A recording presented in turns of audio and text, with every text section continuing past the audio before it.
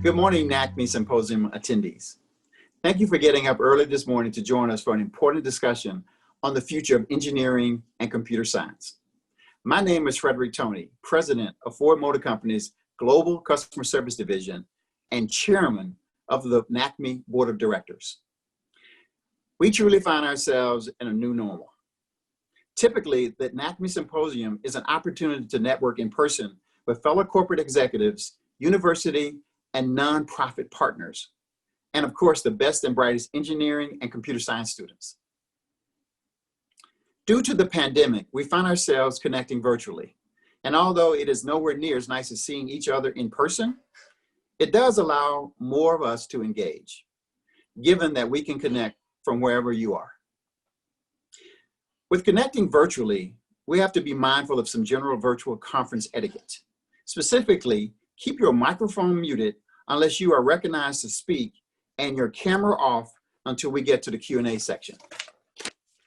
So thank you again for connecting with us today. We have put together what we hope is an engaging set of discussions to talk through how we can all work together to build a better future for not only the bright students on the line with us today, but for their colleagues and generations to come. 2020 has been a difficult year for all of us, and that is to say the least.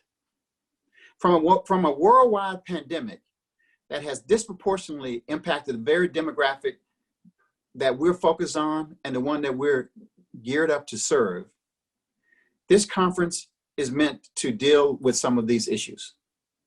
In fact, this conference is addressing the awakening of our society to the social injustices that have existed in this country for centuries.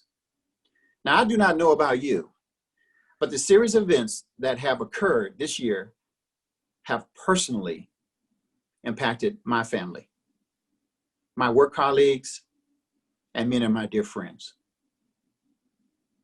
Now, we at Ford, even through a challenging business year, are committed to diversity and inclusion, particularly STEM. In fact, this year we have more than tripled our budget to support STEM-related activities. We continue to support the K-8 initiatives that we started a couple of years ago, but we're also shifting most of our resources to support high school to college matriculation.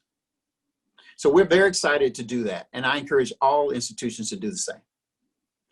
As chairman of the NACME Board of Directors, I'm excited not only for today's event, but also about the recent work we have completed in recommitting to our university partners. We just completed a 2-year study learning about how we can best partner with the universities we serve to advocate for students.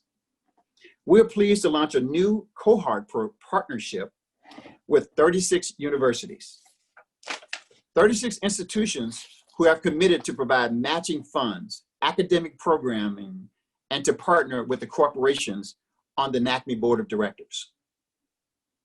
And we want to provide more technical, forward-looking content to ensure NACME scholars are competitive for the most prestigious opportunities.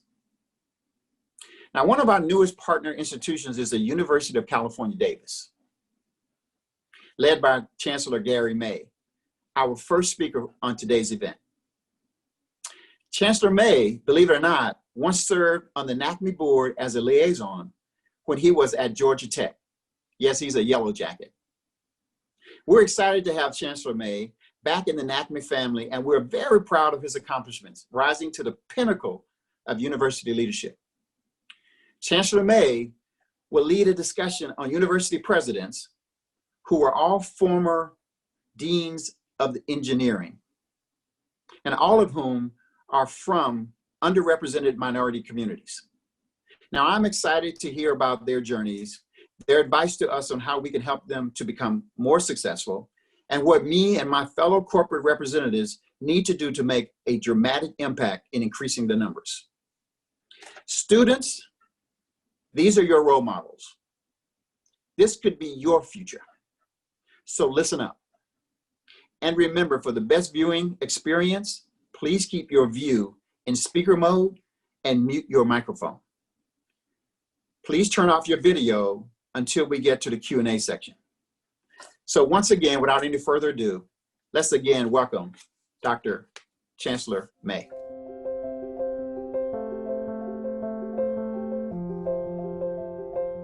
Hello, everyone.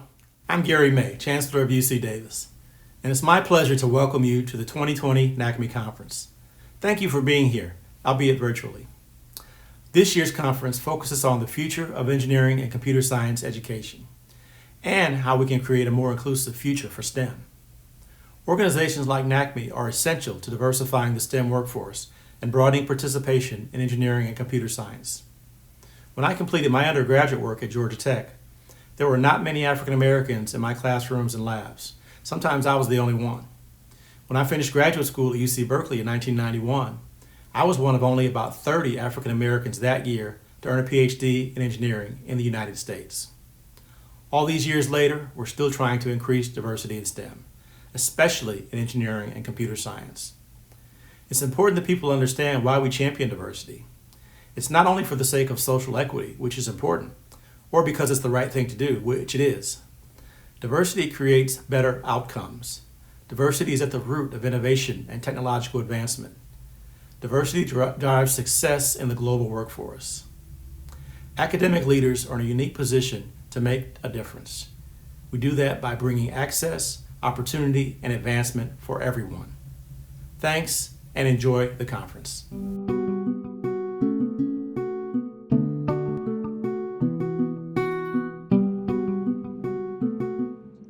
I'm Gilda Barabino, and I serve as president of Olin College of Engineering. I share NACME's vision to produce an engineering workforce that looks like America. The time is now to eliminate long-standing inequities in society and to close the opportunity gap that contribute to the persistent underrepresentation of minorities in engineering and computer science. In its 2020 report, State of Black America Unmasked, the National Urban League reported a Black-White Equality Index of 73.8% and a Hispanic-White Equality Index of 78.8%. The index assesses progress in the areas of education, economics, health, social justice, and civic engagement. So in terms of achieving 100% of the American pie in these areas, Blacks are missing 26% and Hispanics are missing 21%. The consequences are significant and play out in many ways, such as disparate funding of school districts driven by racial and economic segregation that prevents many underrepresented students from becoming STEM ready. Inequitable experiences on college campuses and inequitable access to resources and practices that promote success, along with a lack of racially diverse faculty, creates gaps in degree attainment and workforce diversification. While there's no single solution, leaders in the academy and in industry can take a page from engineering by using a systems approach and partner together to eliminate systemic inequities. Together, we can design for equity, combine theory and practice, and promote innovation. As partners in investment, curriculum development, the creation of immersive real-world experiences for students, and the creation of inclusive academic and work environments, we can increase the numbers and career success of diverse leaders in engineering and computer science. I look forward to collective discussion and action.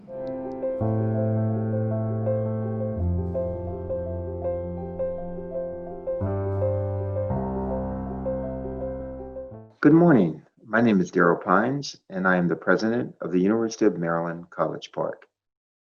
I have been a part of the University of Maryland for over 25 years. I came up the ranks as an assistant professor to associate professor to full professor, and ultimately to chair, and then ultimately to the dean of the A. James Clark School of Engineering, in which I served in that capacity for 11 years. I began my new job on July 1st of this year, 2020. We're all living in really interesting times. Literally, we are combating two pandemics. One caused by the virus, COVID-19, and the other caused by social unrest in our country and years of social injustice as it relates to racism and structural racism in our country. My role as dean was to advance the college's disciplines, subject matter, and research in a wide variety of technology areas, and strategically moving the college and its divisions and disciplines and departments forward in key areas of interest to our nation, primarily STEM disciplines. My role as president is to strategically work on excellence in all areas of the university, all disciplines, including the arts, academics, athletics, and innovation and entrepreneurship. In addition, my other pillar of excellence is to focus on creating a more inclusive climate at our university where every person, every faculty member, every staff member, every student can achieve his or her full potential at our university and achieve greater impact, both locally, in the state, and in the nation, and of course in the world. Now, there's been lots of things that have happened in the fields of engineering as it relates to the growing emergence of computer science. Many colleges of engineering, like our Clark School of Engineering, have tried to incorporate various aspects of computer science and computer programming and their tools and skills into our curriculum. In the last couple of years, we've sort of created two opportunities. One is a minor in machine learning that it's open to any engineering or computer science major here at the University of Maryland and in the College of Engineering. Secondly, we created a master's program in machine learning that's jointly administered between the computer science department and the electrical and computer engineering department for those adult learners who are seeking to advance their skill sets in artificial intelligence and machine learning. So we see this growth in our region because tech firms are now coming to the Northern Virginia, DC, Maryland region, such as Amazon and Apple and others, to look for that talent. And we at the University of Maryland want to be able to provide these employers that talent base from our student population. There are lots of trends as it relates to historical growth and underrepresented minorities attending STEM disciplines. And we at the University of Maryland, during my time as dean and including my time as president, have been working on advancing inclusion and equity for students of all races and all backgrounds to enter STEM disciplines and be successful. In the College of Engineering, we were able to increase the enrollment of African Americans and Latinx students in our undergraduate program and also in our graduate program, so that today our undergraduate program in terms of degrees graduate ranks in the top 10, and we rank in the top 10 for master's degrees and also for PhDs. So we're very proud of that ability to reach out and grow our populations, our diverse populations in this specifically in engineering. At the university level, we're using some of those same strategies to advance cultural diversity and of all backgrounds in our university across all disciplines. And we've had some success even in this enrollment cycle to actually increase the number of diverse individuals coming to our university. In fact, this entering class of freshmen and transfer students will be the most diverse class in the history of the University of Maryland College Park within the last decade. In terms of the talent and minority acquisition of minority talent to our employers, we love to have partnerships with some of the major government laboratories in our region, as well as some of the large employers. We have strategic partnerships with Northrop Grumman, Lockheed Martin, Leidos, and others in our region, where our students get these wonderful internships, as well as some of the technical experts at these various great firms come over and mentor our students on capstone design projects. Those projects allow them to get to know our students, but also to find that talent that might work very well at their firm in terms of long-term employment. So we really advocate for strategic partnerships from education to research to innovation, and partnerships across translation with our university in the region. So we're very excited about those partnerships. Now, we've been dealing, as I said, with incredible unrest in our country as a result of the horrific murder of Mr. George Floyd. And because of that, on my very first day as president on July 1st, I wrote out 12 initiatives to help improve our campus climate and culture as it relates to these social injustices that are happening in our society that also trickle into our campus community. One of those initiatives was to increase mental health services for all citizens of our campus, but definitely those marginalized populations who felt that they were underserved in mental health services. That was one of my major initiatives on the first day. Another major initiative, I call it the Terrapin Strong program. And what that is an onboarding program in which we try to take every person that's entering the University of Maryland for the very first time and indoctrinate them with our culture, our values, our traditions, and things that we try to impart to them to ensure that they respect every person that they interact with. We call this an onboarding program. We teach things like sexual harassment training, hate bias training, and then we help individuals, students, faculty, and staff determine their strengths and how to work better in teams going forward. This has really helped create a more inclusive environment. We call this program, again, the Terrapin Strong program. And we've even created a mask at the University of Maryland that says Terrapin Strong. And it allows to build solidarity and commitment by all to focus on a more inclusive climate and culture for all. So the University of Maryland is headed in the right direction. We are grateful to be a part of this NACME conference, and we look forward to seeing you in the future. Thank you so much. Hello, I'm Gregory Washington, President of George Mason University. I am pleased to join this distinguished panel for today's discussion. We come together at the opening of an era of existential threats. Environmental threats, health threats, even social threats challenge our very way of life. We need solutions to these grand challenges by people who will be leading us into the second half of this century. This is where groups like the National Action Council for Minorities in Education are so pivotal, because you are helping us prepare to lead humanities past these threats caused by these grand challenges.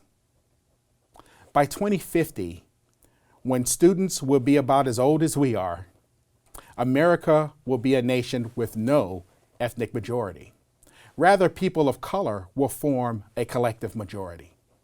They will face the full brunt of the climate crisis. They will have to feed a crowded planet, heal a declining climate, and do it all with a paradigm we have never known in the 4 centuries of the American experience, with a collective majority of people of color. This means that we have to get to work today, preparing those future leaders. It makes the education of people of color all the more urgent, not just in engineering and not just in the STEM disciplines. The work to prepare for humanity's future needs to get underway now if we are to meet the grand challenges of tomorrow. I have the honor of being president of George Mason University, an institution with a student body that already looks like America in 2050. Our student body has no ethnic majority. In fact, our students of color form a collective majority. If you want to catch a glimpse at America in 2050, come see George Mason University today. All of this should make for a spirited discussion. So let's get started. Hi, everyone. My name is Gary May, and I'm the Chancellor of the University of California, Davis. Thanks for joining us this morning. First, I want to thank NACME for bringing us all together today. This organization has done so much to help underrepresented, including me, succeed and contribute to a more diverse workforce. As you know, we have a lot more work to do, but I applaud NACME for their efforts to bring academic leaders together and align our collective efforts to increase diversity in STEM. A lack of diversity in STEM has been an intractable problem for many years.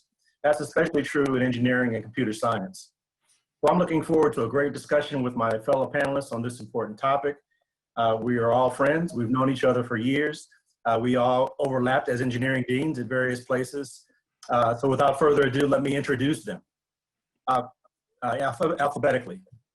First, President Gilda Berabino from the Olin College of Engineering in Needham, Massachusetts. We also have President Daryl Pines from the University of Maryland, College Park. And finally, President Gregory Washington from George Mason University in Fairfax, Virginia. Now, to set the stage, I thought we might begin with a little perspective. I'd like to ask each of you to take a couple of minutes to speak about your personal journey. With regard to diversity in STEM, what was it like when you were pursuing your undergraduate or graduate degrees, and what are some of the positive changes that you've seen since that time? And I'll start with mine.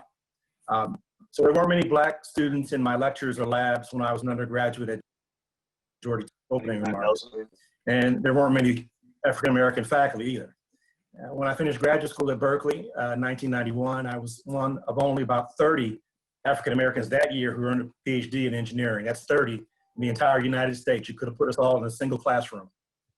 So the lack of diversity in STEM really motivated me to be, to make a difference, to want to make a difference. So beginning at UC Berkeley and throughout my tenure at Georgia Tech, I helped create a number of programs to increase participation by underrepresented students in STEM fields. For example, at Georgia Tech, I led a program called Facilitating Academic Careers in Engineering and Science, or FACES was the acronym. Its purpose was to increase the number of underrepresented PhD recipients at Georgia Tech. And it was quite successful. Over the duration of the program, more than 430 minority students received PhD degrees in science or engineering at Georgia Tech. And at that time, that was the most in such fields over that period of time in the nation, likely still the most. So targeted efforts like these can lead to great success. In our case, we helped create a College of Engineering that was the largest and most diverse of its kind in the country. I don't want to monopolize the conversation, so I'm going to go to my panelists, again, in alphabetical order. Let's start with President Berabino. Thank you, Chancellor May. My path to engineering was interesting, and I did not start out in engineering. I started out as a pre-med chemistry at the University of Louisiana, and I came to engineering as a graduate student. When I entered the graduate program in chemical engineering at Rice University in Houston, I was the first African American to be admitted to that program at the graduate level. And then as I went on to pursue an academic career, when I entered Northeastern University as a chemical engineering assistant professor, I was the first African American female to hold a tenure track position in chemical engineering in the country. And then when I moved on to my deanship in engineering at the City College of New York in the CUNY University of New York system, was the first African American female in the country to hold a deanship in a College of Engineering at an institution that was not an HBCU. So my path was one that I did not see role models and others who looked like me, but I did have instilled in me from my parents the value of education and the value of excellence and being excellent in whatever path you chose. Some things that really stood out to me in the pathway that made it really critical in terms of some of the decisions that I made and choices that I made in my own career was around the lack of people who look like me in the field, and to commit myself to making sure that others did not have to go through what I went through, and that there was more of a sense of opportunities for our people from our background. And like Chancellor May, I did look at what are some ways we could create programs that would really help ensure the success of racialized minorities in particular. And one program that is still active today is the Minority Faculty Development Workshop that I worked on. It's funded by the National Science Foundation. And what it does is actually a way of providing development opportunities for people who from underrepresented groups to become faculty members. And one reason why I wanted to focus on the faculty, because we know that if there are more faculty who look like us, there's more of an opportunity to attract students.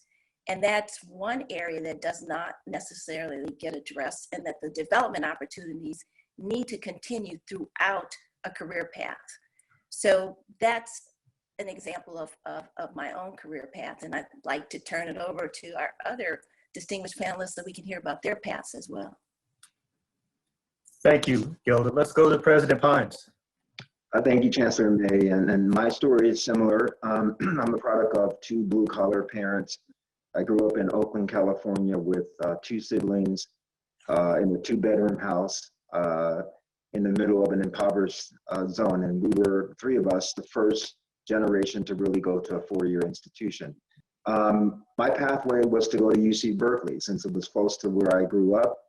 And my access was a NACME scholarship that allowed me to attend University of California, Berkeley as an undergrad and allowed me to pay for it. I'm grateful to NACME for actually paving a pathway financially for me to be on this panel today. And I'm fortunate. I wanted to study aerospace engineering. Unfortunately, at UC Berkeley, they did not have aerospace engineering. They had mechanical, so I chose mechanical. And I was lucky to come across a person who inspired me, which was my academic advisor. His name is Professor Dan Moe, who ended up being a mentor over my entire career, starting at the age of 18 to the age I am today. And after undergrad, I decided that I wanted a next challenge of graduate school. And as we all remember, a person by the name of Dr. Howard Adams loves to get you inspired about going to graduate school. I met him as a junior mechanical engineering major, and I was inspired by his message of going to get an advanced degree. So I became a GEM fellow as a master's student and went to MIT to earn my master's degree. And later as a graduate student at MIT, I wanted to take the additional challenge and of course continue on to get a doctoral degree in mechanical engineering at MIT. And I earned Patricia Roberts Harris scholarship to pay for the 3 or 4 years of additional schooling in the doctoral program. Now I became the 8th PhD historically at MIT to get a mechanical engineering PhD. I didn't actually know that at the time. I thought I was the only one because I hadn't seen anyone other than a few others in the school at the graduate level. I would later, meander my way through a career in the Department of Energy for a few years, and then I got here to the University of Maryland as an assistant professor. And similar to President Terrapin and to you, Chancellor May, we all, like all of us, since we didn't see so many of us who looked like us, who were Black and brown in STEM majors in engineering, we had almost a desire, a need to give back. And similar to you guys, I created a program called Sloan Scholars Program. I was the director of that program. I also became, as an assistant professor, the GEM representative for the entire College of Engineering. And to me, that was almost my most, sort of credible thing I did, which is to help others come behind us and earn master's degrees and PhDs. And over time, similar, it was in the number of hundreds of degrees were earned by minority students at the University of Maryland. And so this propensity of all of us to give back to our community is powerful. And I don't think all of us could have thought when we went to undergrad that we all would end up being presidents and chancellors, some N years later. And I just want to say one personal note. I met Chancellor May, who was an inspiration to me because he was a graduate student a few years ahead of me as an undergrad, because when he came as a graduate student at UC Berkeley. He was also, he undercut himself. He was the chair of the National Society of Black Engineers at the time. And he was an inspiration both nationally to undergraduate students in STEM. And we got a chance to meet him because he became a graduate student at UC Berkeley when we were undergrads. So we thank him for his leadership for all students. Thank you. Thank you, President Pines. Daryl is trying to make me sound old. It's President Washington's story now. Well, look, it's for me to be here with all of you. It's interesting. I don't want to go through a process of repeating everything that was previously said. I think our sojourn was very, very similar. It was always just 1 or 2 in every single class I took, and no more than 3. I can never remember counting in any of my calculus classes and physics classes early on, and definitely when you got into the upper division classes, it was always 1 or 2 of us, and we banded together. It was a tight-knit group, and those people are still my very best friends to this day. But one of the things that group at NC State, and that's where I did my undergraduate and graduate work, one of the things that group did, and I was fortunate enough to be leading that group, is we organized. We established a student newspaper for African American students called the Nubian Message. That paper is still running to this very, very day. We established an organization to bring a Black cultural center to campus, and was actually successful in doing that. And that cultural center stands to this day. We started tutoring programs.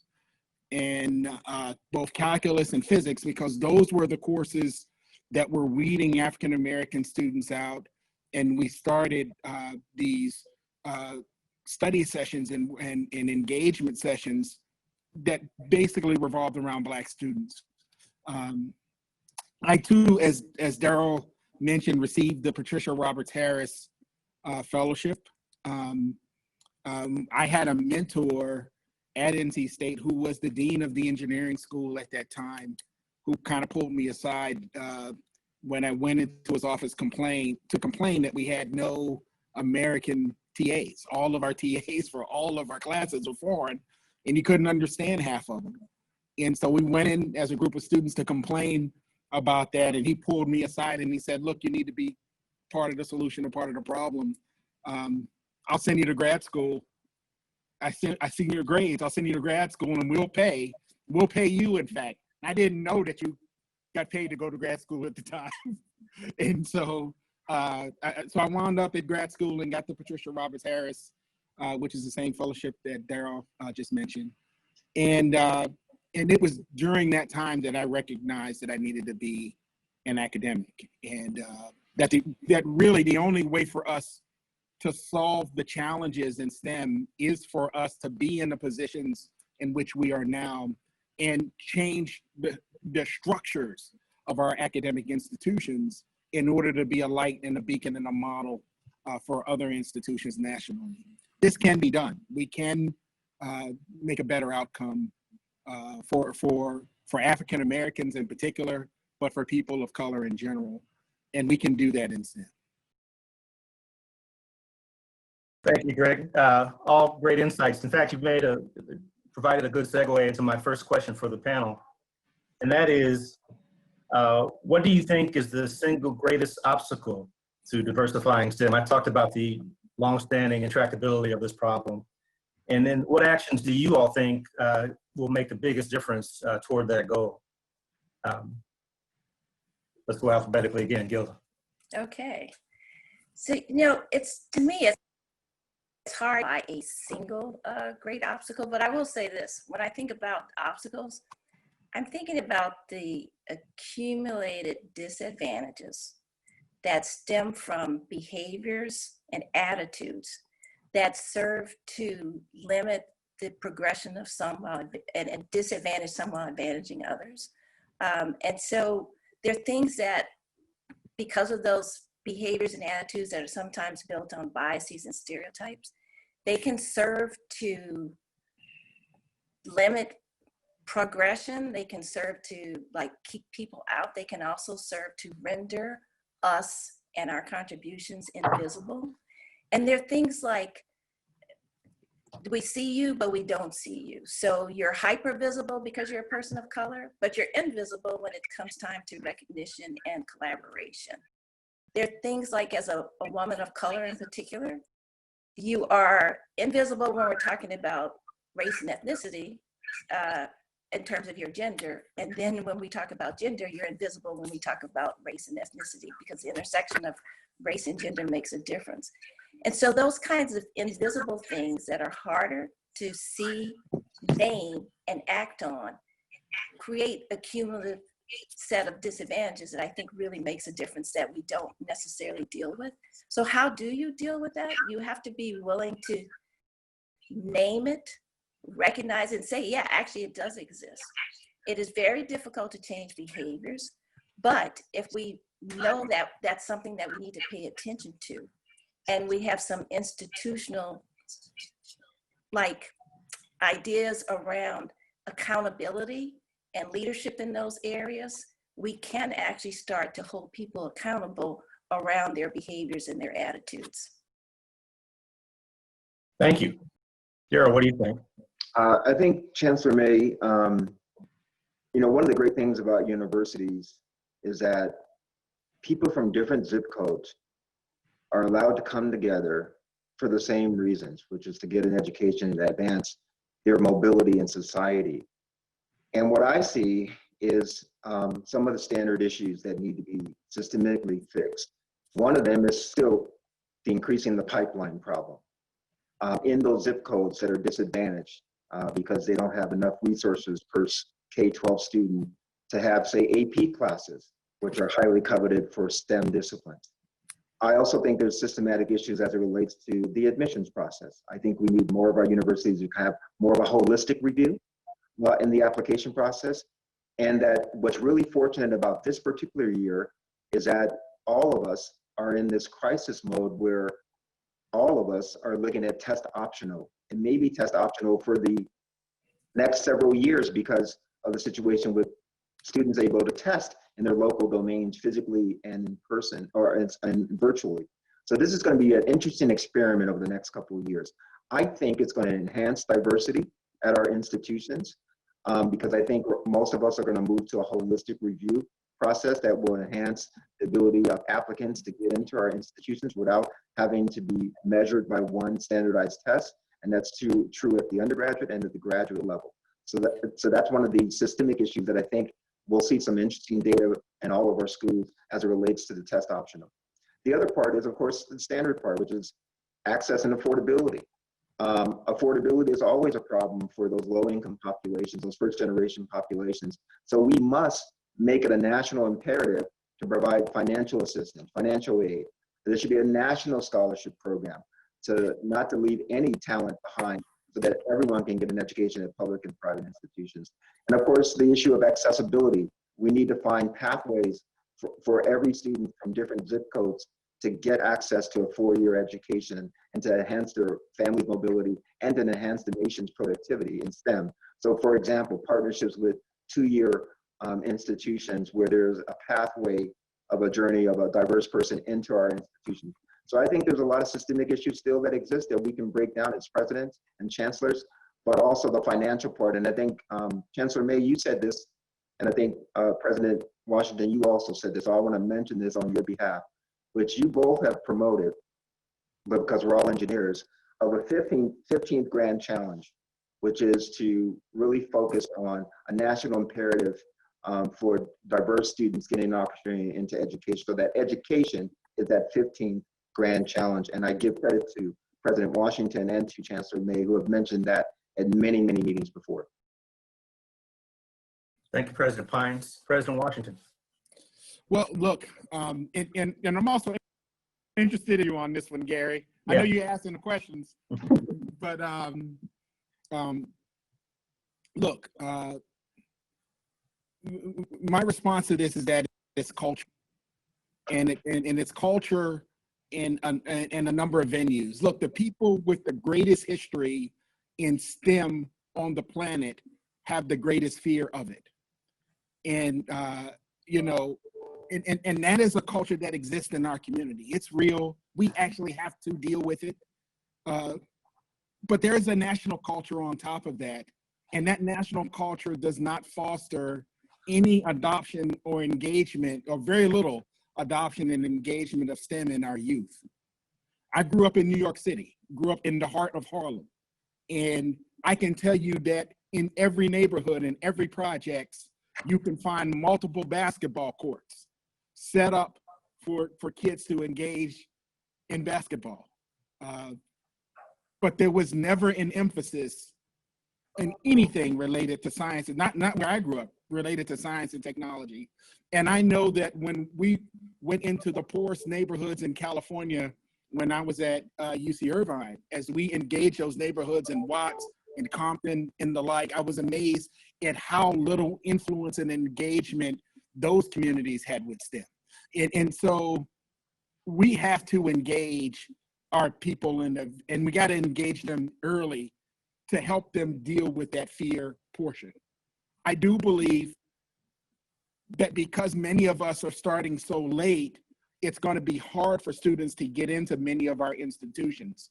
And so, as Daryl mentioned, a critical framework, one that we are pioneering here in Mason, and I know others, probably everybody on this call is doing the same, is the pathways approach.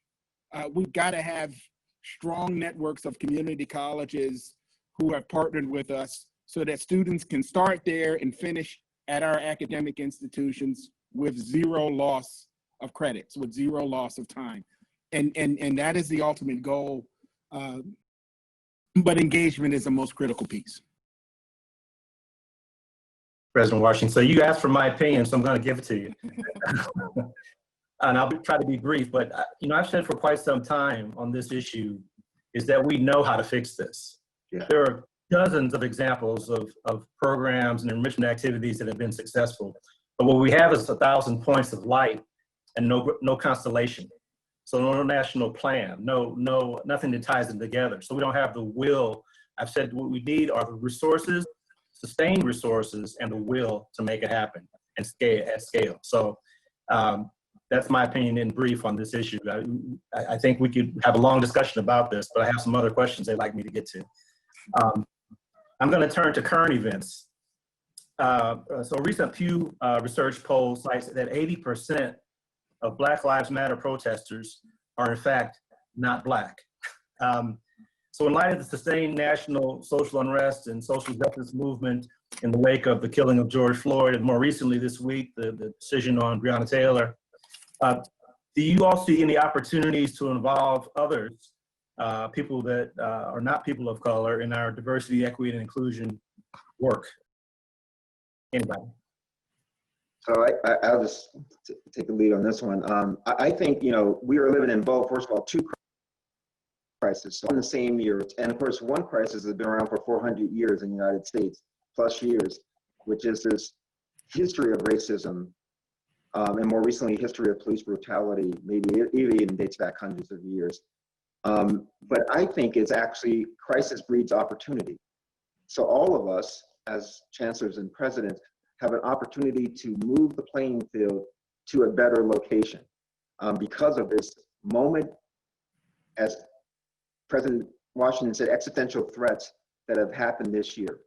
We actually have an opportunity, and I'm hearing conversations that I never heard in the last 25 years of working at this institution, where people are actually having authentic conversations about race, religion, other areas, sexual identity. That has never happened. Because they see this horrific act that we all just don't even want to reiterate about what has happened in our country, and we want to make it a better place. You mentioned this Pew report that 80% of the people participating in the Black Lives Matter movement are not Black. And you know why? People from the age range of 18 to 35 don't think we've done enough in our age group. We don't think we've done enough to solve the problem of the social unrest and the social injustice in our country. And they want to see a better country overall. So for the first time with the Black Lives Matter movement, it ended up in this year being the largest movement, social movement, civil rights movement in the history of the world. It just didn't trigger demonstrations here in the United States, it triggered demonstrations across the world. We cannot lose this moment of opportunity as presidents and chancellors to move our faculty to a more diverse, equitable, inclusive environment for all. And, President Barabino has been working on these incredible faculty development workshops that really show efficacy of how one can instill diversity, inclusivity, and advance the professoriate for universities and for departments and how they should go about doing it. If we just executed, as you said, 1,000 points of light and a national model, we could actually become a more diverse and inclusive faculty. And that's the conversations that are happening today that were not happening, a few years ago, but people are actually having now these authentic conversations about how to increase diversity, equity, and inclusion at the faculty level, at the administration level. So we have an opportunity as president and chancellor to really advance the cause of this mission of the Black Lives Matter. Thanks, Daryl. Other opinions on this topic? I'd like to add to what President Pines was saying. We can't lose this moment of this heightened attention. And part of why people are protesting is like, we need action. We need something to happen now. And now that that's there, like you can do something once you at least name it. People are ready for action. People are ready for the action. And I think this is the time, and we need allies. We need those allies who have been in positions of power to use that power to amplify the voices so that we can start changing this kind of dynamic. We need the authentic voices of those who are actually experiencing the inequities and the disadvantages and the injustice, but we need to partner with those who can, again, use their positions of privilege in a way that it can move the whole, not just dialogue and discourse, but the actions and implementation forward.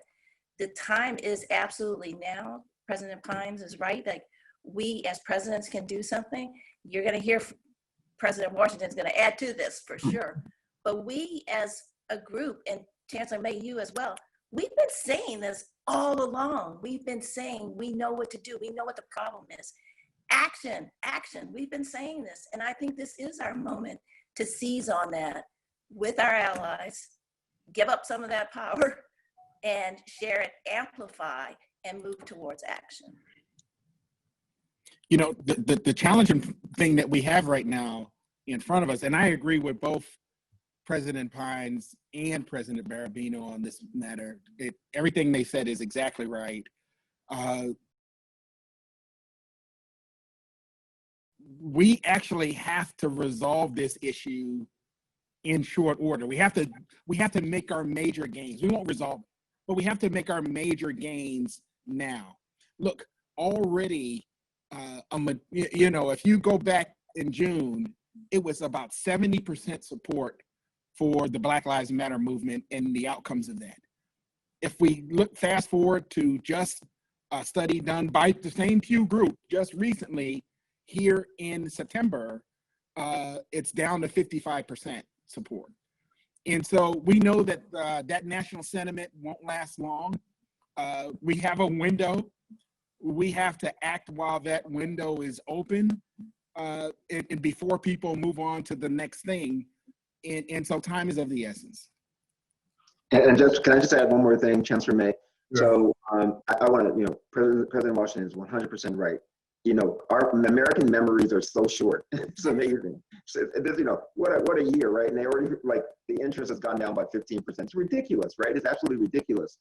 And, you know, but for the first time, because of this movement, right? Because of this movement, the Black Lives Matter movement, we saw it, although it didn't lead to where we want to be, we saw police reform legislation come through Congress, right? Now, it didn't really get through the Senate to get to something tangible. So some good things happened, but it was the first time in years that the discussion and the movement led to something that was structural, possible structural change.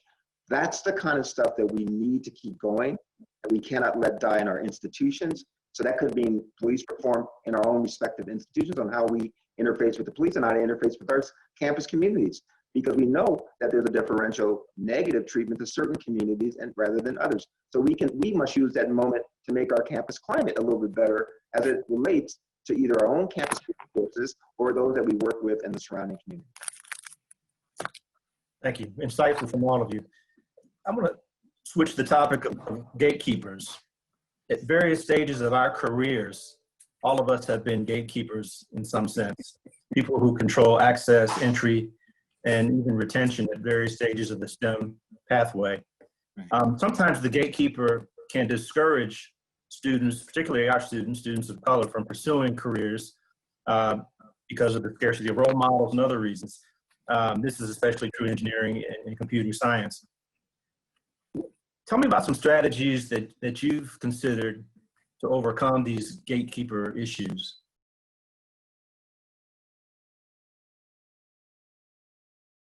I'll speak if first. I was very fortunate when I went to UC Berkeley. I think what's important in terms of the gatekeeper facade is to identify mentors. Even as a young person, you know, 17, 18 years old, I didn't know at the time that I would meet a person who would be my academic advisor at the age of 18, who would simply just sign my schedule of classes for every semester. But I realized that this was a powerful figure, you know, after a year. And that person was Professor Dan Mote at the time. He would later become president of this university that I'm the president of now. But little did I know that that little relationship that I established as an 18-year-old would last for over 35 years. And he would be a mentor to me at every stage of my career. So I got lucky and identified a mentor who mentored me my entire career, from going from undergraduate to graduate school, from graduate school to a faculty member, from a faculty member to administrative lead, and ultimately to president of the same institution that he was president of. I mean, who can talk about a story like that started at age 18? So the point I'm making is and there were others that contributed to all of our lives, and others that contributed to my life. But you can find a mentor that can be that advisor throughout your entire career. And identifying someone that cares about you and is willing to step in and help you get through the gates, as you mentioned, the gatekeepers, these other individuals who are powerful in your fields of engineering can break down the gates and open up the gates for you. And it's important to identify them as you matriculate, even as an undergraduate.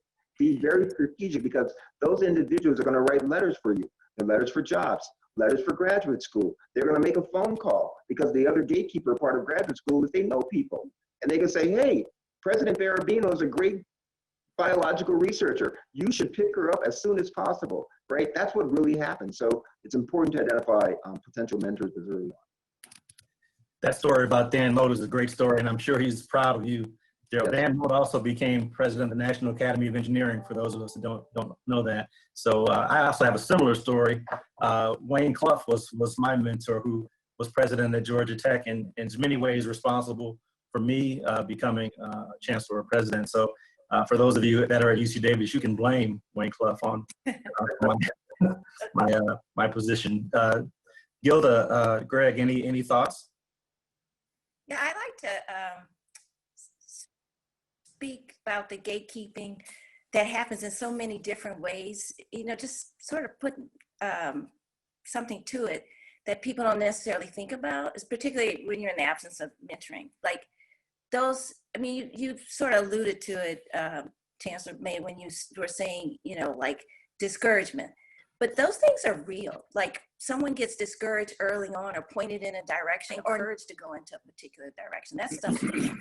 The idea that we don't necessarily see people who look like us, that's real. That's gatekeeping in itself. And when there's not the mentors there, like how do we mentor ourselves, like be resourceful and so on. So the point that I would bring up to sort of, add to what President Pines just said, what do you do when there's not those mentors? And how do you create that space? So part of it, I think, is really important, that more of us need to be in there. More of us need to have a seat at the table. More of us need to be in the rooms where the decisions are being made and having our perspective there. More of us need to be in leadership positions. Early on, I never saw myself as an administrator. I just didn't. I just saw myself as a faculty member and a researcher. Part of why I wanted to enter into administration, because I felt like there was a possibility to have broader impact than I might have as an individual faculty member, even me mentoring others, to impact policy and practices, or literally just be in the room and hear what's going on, know how the system works, so I could share that information with others so that we can become more socialized into this profession. So the things that we can do to make sure that we are in the room and more like us are in the room, I think that's going to make a difference as well, because we're not always going to have mentors. And I'm going to go back to the piece about what you can do, have that self-efficacy, that self-confidence, pull on support mechanisms, even if they're not in the traditional way, that just keeps you strong, that helps you say, look, I can do this, because we're not all going to have the same opportunities or access or advocates at the same time. But what can we do in the absence of that, I think, is going to make a difference as well.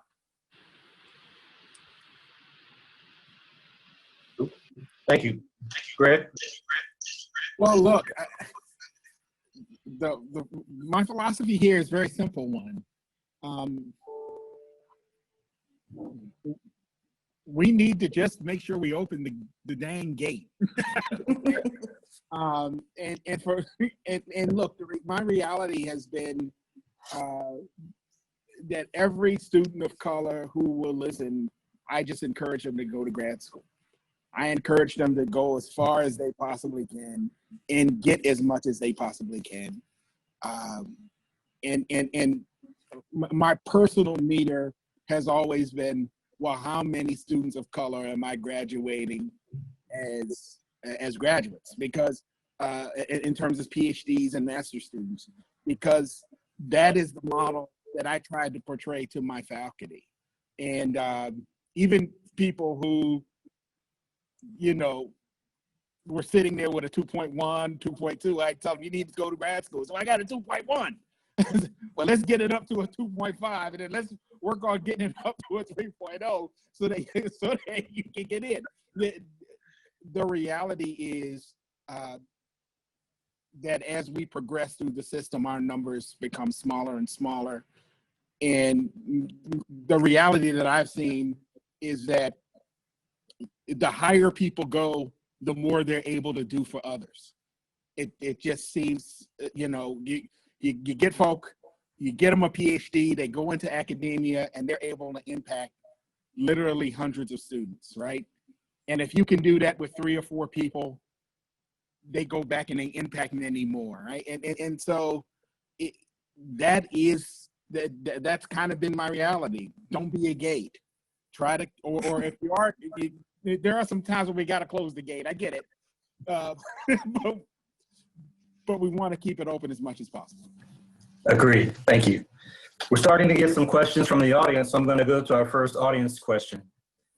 And it goes back to one of our previous discussions. So how would you advise an engineering student who's torn right now between focusing on their courses or engaging in social justice work? And how do you balance the two? Look, I will tell them that they actually should do both. There's nothing wrong. Look, I was very involved in activism during the time that I was a student. I think it's incredibly important for students to focus on causes in entities bigger than themselves.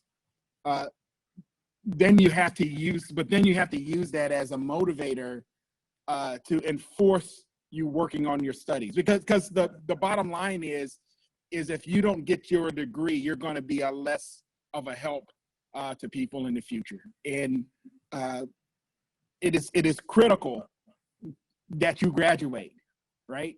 And so use it as fuel. We took a group of students to Africa, and the sum grade point of that group when they returned to the US and they came back as students increased by a full point, their GPAs. And that was because they understood that the struggle was much bigger than they were, and that they had a responsibility to do well so that you can help others, right? It's not just about yourself then, it's bigger than you. And look, it's bigger than all of us. I know y'all all realize that, right? And when you realize that, you actually perform better. And so somehow we got to get that message to our youth. Indeed, yeah. Others want to get in here? Yeah, I just want to say, I think it's, sorry. No, go ahead, Daryl. I just want to say, I think I agree with Greg wholeheartedly that it's important that you balance your academics with your social justice causes. And so, for example, we just, I supported 100% for all of our students. So we're fortunate because we're close to Washington, D.C., like George Mason. And I actually encourage our students, socially distanced, wearing a mask, to go to the 57th anniversary of the March on Washington on August 28th. I actually even was willing to provide buses for students to go down in a socially distanced way to go. And many of them went. And as President Washington, they're inspired by that to not only to address these social injustice issues in our country, but to come back inspired to get an education and make a difference in that university. So this is even more uplifting to be a part of both in the balance of what you do as a human being. So I agree. Thanks, Daryl. Gilda? Yeah, I just wanted to add a fine point to both of those comments, is that we need to be true to our authentic selves. Too often we are asked to check our identities at the door. Check that Black identity at the door, check that female identity at the door, check the cultural piece at the door, because you're entering this STEM environment or whatever it is. We don't have time for that. It doesn't fit. And so part of how we become true to ourselves is to take part and advocate for those things that are really important to us. And so the balance part is important as well. And I just wanted to share one thing that I thought really helped me along the way was, how do you integrate that with your studies or what your cause is? And for me, early on, graduate studies, for example, I used engineering principles applied to sickle cell disease. Why sickle cell disease disproportionately affects Blacks, African Americans. So if we can find ways to integrate and combine this passion around who we are, giving back to our communities and our studies and the impact that we're trying to make, it can definitely be that kind of motivator that pushes us for our own advancement, but also the greater advancement of those who share backgrounds like us and the country at large or the world at large, because we need those kinds of contributions. Can I give one last statement on this, Gary, if you don't mind? Sure. I want the students to understand that all of us participated in this social change movement. So back in the 80s, when there was this advocacy for divesting from corporations that did business in South Africa because Nelson Mandela was still in prison, all of us during that time period participated at our respective universities that we were either undergraduates or graduates at. And that social justice problem wasn't solved for about 4 or 5 years till finally he was released in the early 90s. And all the universities had divested from corporations that did business in South Africa. So your activism is over a longer period of time, but it can inspire you to focus on something while still getting your education. But I wanted you to tell you that we were authentic in that commitment to that social justice problem. And we see what you're facing and what we're all facing. And so you could be authentic to your commitment to the Black Lives Matter movement as well. Thank you. I think the idea of authenticity and particularly integrating your academic activities with the social justice is really profound. I will reinforce one thing I think I heard all of you say in one way or another. Balance is important. We don't need academic martyrs. If you flunk out, you're not going to be able to help anybody. So make sure you keep that balance in mind. I'm going to go to the next question from the audience, and it's around GPA. One of our students is asking, do we as presidents think GPA is an indicator of success? GPA is an indicator of how well you have negotiated through whatever system you're in. GPA is a measurement of how well you're doing in that particular system. And as we talk about gates, it is the biggest gatekeeper. It's the thing that will keep you from progressing faster than anything else. And that's not just in graduate school, that's in getting the job you want in industry, that's in getting the internship you want, that's in getting the opportunity you want at a national lab. It can be a problem. And so it's one that I encourage people, focus on it. It is indeed worthy of your focus. Daryl or Gilda, any thoughts there? Yeah, I also think it's worthy of our focus as leaders to push that there's a more holistic evaluation of people beyond a GPA. So what President Washington just said, that's the reality. That's what we're dealing with. But how do we push against that reality? You know, there are many entrepreneurs, there are many people who've done really well who tell you now, in the midst of all their success, that they were horrible students or that their GPA was not very good. So we know, like, yeah, it's an indicator of something, but it's not necessarily an indicator who will ultimately be successful, and it is a huge gatekeeper.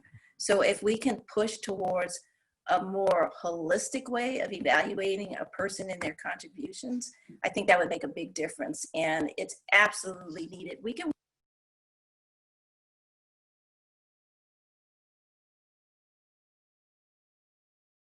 I think we lost President Barabino. Mid-sentence. Go, will, Daryl. Okay. No, I totally agree with Barabino and President Washington. It's definitely a gate, one of the gates in academia. And there's President Barabino. Yeah. You want to continue, Barabino? Yeah, we lost for a second. I'm back. Okay. Did you complete your thought? I did. Okay. So I just was, backing you up and President Washington as well. I do think holistic review is where we're headed, thanks to these things that are happening. The test optional will lead to some of that. But in addition, there's this concept for admissions that is starting to evolve, which is these digital portfolios, electronic portfolios. which is a way for you at least to get into four-year institutions to provide more evidence of your background and your ability to do the work in a particular discipline, which I think will allow more students to get access to the academy and to an opportunity to get an education. But I do not think the GPA is going to ever go away as one of the measures or as a gate. But I think these other elements will allow you to have allow all of us to have greater success increasing diversity and inclusion. We also do emphasize mastery as a as a framework where you don't get a GPA, but you don't move on to the next station until you've shown a level of mastery beyond a certain level, and that is another way to kind of get away from it. And it does evolve over time. As an undergraduate, certainly GPA, having a requisite GPA is a necessary condition for continuing. In graduate school, GPA is necessary, but not a sufficient condition for success, right? So, and as a professional, obviously, you're evaluated on what you can do and what you can contribute. So you just got to keep that in mind. I've got another question from the audience. I'd like to hear some examples and advice from them about them, meaning us, how best to advocate for our students on campuses, especially at PWIs, predominantly white institutions, and especially in mid-level positions, and especially from perspective of university leadership. So how do we advocate for our students on our campuses? This is a bit of a balancing act for us because, I'm the chancellor of a university. I'm not the chancellor of the Black students at the university, right? So we often have some tension in our responses to various situations. I'd like to hear your thoughts. I would say, again, it's about balance. I can't do everything for the Black students and not do everything for other students as well. Even in this time of crisis, even though it's deferential anti-racism to anti-Black racism, as we think about, again, George Floyd. But we all have to realize as presidents that there's a balance there. There are other marginalized groups on our campuses that are requiring our attention. And if we do it in a balanced way, then it doesn't seem deferential. And I would say in your advocacy for students for African-American students or Latinx students in your community, I would say do it in a balanced way. I think it is elevated in this given crisis year of 2020. I think there's more receptivity on our university campus than ever before to listen to colleagues about how we can advance the capability and the retention and graduation of various diverse groups on our campus. If they can't listen this year, what year can they listen? I mean, so I feel like, I'm sure my colleagues feel the same way. I'm getting a lot of receptivity around talking to our different faculty and staff groups about what to do. They're anxious to do things with us. We've started the first discussion of reconciliation and slavery and the history of how University of Maryland was created in terms of slaves. It was a plantation. We've never had those conversations before. And now we can have those authentic conversations to kind of understand our past and build from our past to go into our future. So I think there's a great opportunity for all those who are advocates for our students to speak to leadership cleanly, professionally, and to advance the community and the inclusivity of your students at your campuses. One thing I will make sure that we add to this discussion, which is a slight departure from the way in which we've dealt with things in the past, is that there is an equity issue here. And I'm not talking about an equality issue. There's an equity issue. And from the perspective of equity, by definition, it means that we may have to give different students different things, right? What will work for a Black male student may not work the same way for a Latinx student. And that may not work the same way for a female student. And we have to understand and help our communities understand that our solutions for marginalized groups won't look necessarily the same. They won't be equal, right? But they can all give those groups what those groups need in order to be successful. So part of that is like applying an equity lens to what it is we're doing. part of the equity lens, I think if we look at the experiences and totally understand the experiences of the most marginalized groups, we can learn from that experience in a way that we can create environments that are more inclusive for them, which will then be more inclusive for everyone. So we should not necessarily shy away from targeting and really understanding the experiences of the marginalized groups, whatever that marginalization is. How do we learn from that experience and understanding it in a way that we can create those environments that are more inclusive? There's a whole body of work that's been done looking at the experiences of women of color in particular, and through that lens, which again looks at that intersection of race and gender, understanding that level of marginalization and how to address it has definitely impacted how people have been able to learn from that and create environments that will contribute to the success of everyone. Yeah, and I would just say that we are in a position of leadership that allows us, if we choose to be unapologetic champions for diversity. And that means we have no hesitation in setting a diversity agenda on our campuses. I believe, and I know you all believe this, that diversity makes us better. So as we support and advocate for our students of color, we are in fact supporting and advocating for the university and making our universities better. I'm going to go to the next question. If I can find it, hold on a second. All right, here we go. So this audience member would like to hear some examples. Oh, I'm sorry, that's not the right question. That's the one we just did. If I could find it, yes. I'm just seeing in the 10B. This question is from a recent Hbcu grad, parentheses, Aggie Pride, to which, from UC Davis, I would say, which Aggies? A&T? This person, I've seen academic institutions overlook myself and other students because of our university. Have any of you collaborated with HBCUs to help increase Black student population in graduate school and create pathways to academia? Is there a plan to actively include HBCU students in recruitment? Yeah. Anybody want to do that? Yeah, so look, you know, I was the dean at both Ohio State and at UC Irvine, and we had multiple HBCU partners. At Ohio State, we had North Carolina A&T as a partner. That was a primary strong partner for us. And at Irvine, is Alabama A&M was our primary partner. We had a number of others. Look, it makes sense to have those institutions as partners, not just to provide a pipeline of PhD students and other students into your program, but really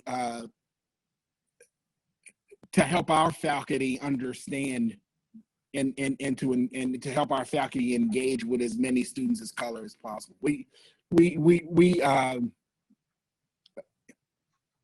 During those times, I tried often to get as many students and faculty from those campuses on my particular campus as much as possible. And what I learned there is that as faculty began to engage with one another and have classic faculty talk and engagement, people found that they had much more in common by accident than they had differences on purpose, right? And even to this day, there are a host of projects, initiatives, and joint proposals and papers that are emanating from faculty that we bring together. So my philosophy is you bring people together, you bring the right kinds of people together in a room, and you provide an opportunity and a framework for them to engage in. And my experience has been good things has happened.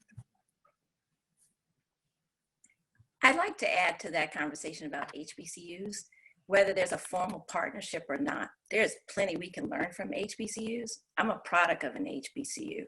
And I think that the lessons learned, the things that I would like people to see about what works at HBCUs is this culture of success, the culture of excellence, the culture of leadership, the culture that the expectation is you will succeed, that you are great, you are equipped, you are gonna become a leader, you're expected to give back to the world, you're expected to do well, you're expected to help others.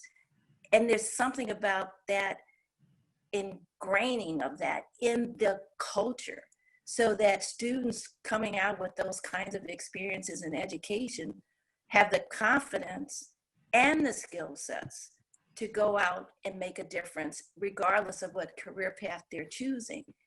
That idea of like, how do you actually instill that in a culture, make someone feel not only supported and included, but the expectation is for them to succeed. If we and institutions across the country, regardless, can learn from that, even if there's not a formal relationship, that will make significant difference in how we interact and how we support our students. So there's a lot to be learned from the HBCU model. And I just would add the final comment on this, that there are 5 HBCUs that are near the state of Maryland: Howard, Morgan State, Coppin State, Bowie State, and University of Maryland Eastern Shore. And as President Barabino said, there's excellence everywhere. And the cool thing about HBCUs is excellence everywhere. So in one case, we have a partnership with Morgan State, and they are the lead on a research area, which is cybersecurity. And we are the sub to them because of the excellent group that they've formed their partnership on cybersecurity in the state of Maryland. In another area, in transportation, we're partnered with several HBCUs where we're the lead and they're a sub to us on research. So it builds this collaboration and trust, and then collaboration, we have students that go back and forth.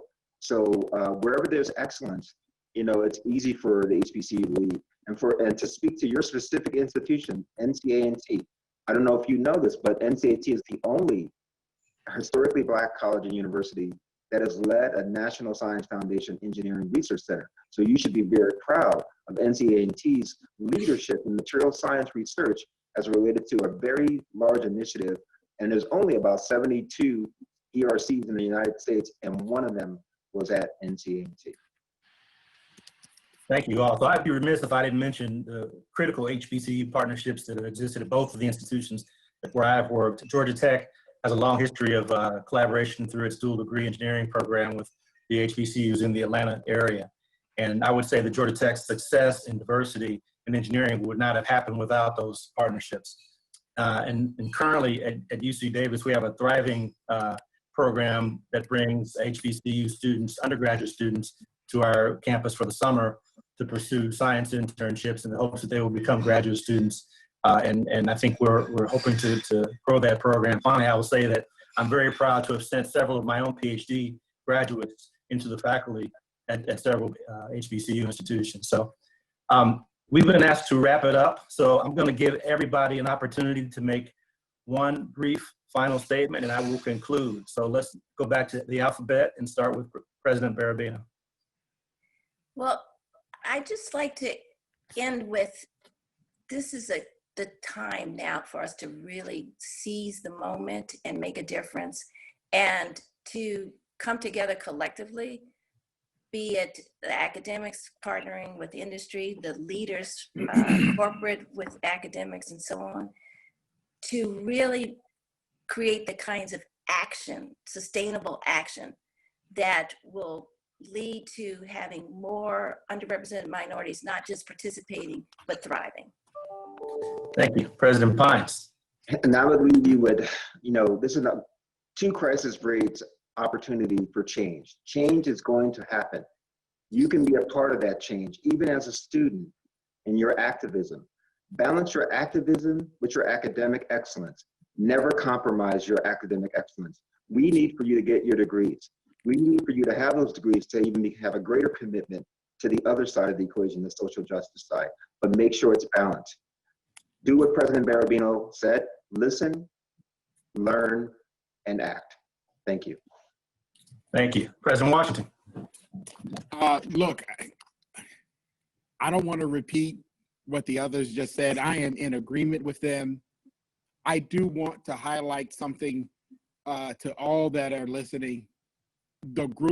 This group of presidents, the group of people that are on this panel with me, they don't just talk the talk. They actually have been walking it.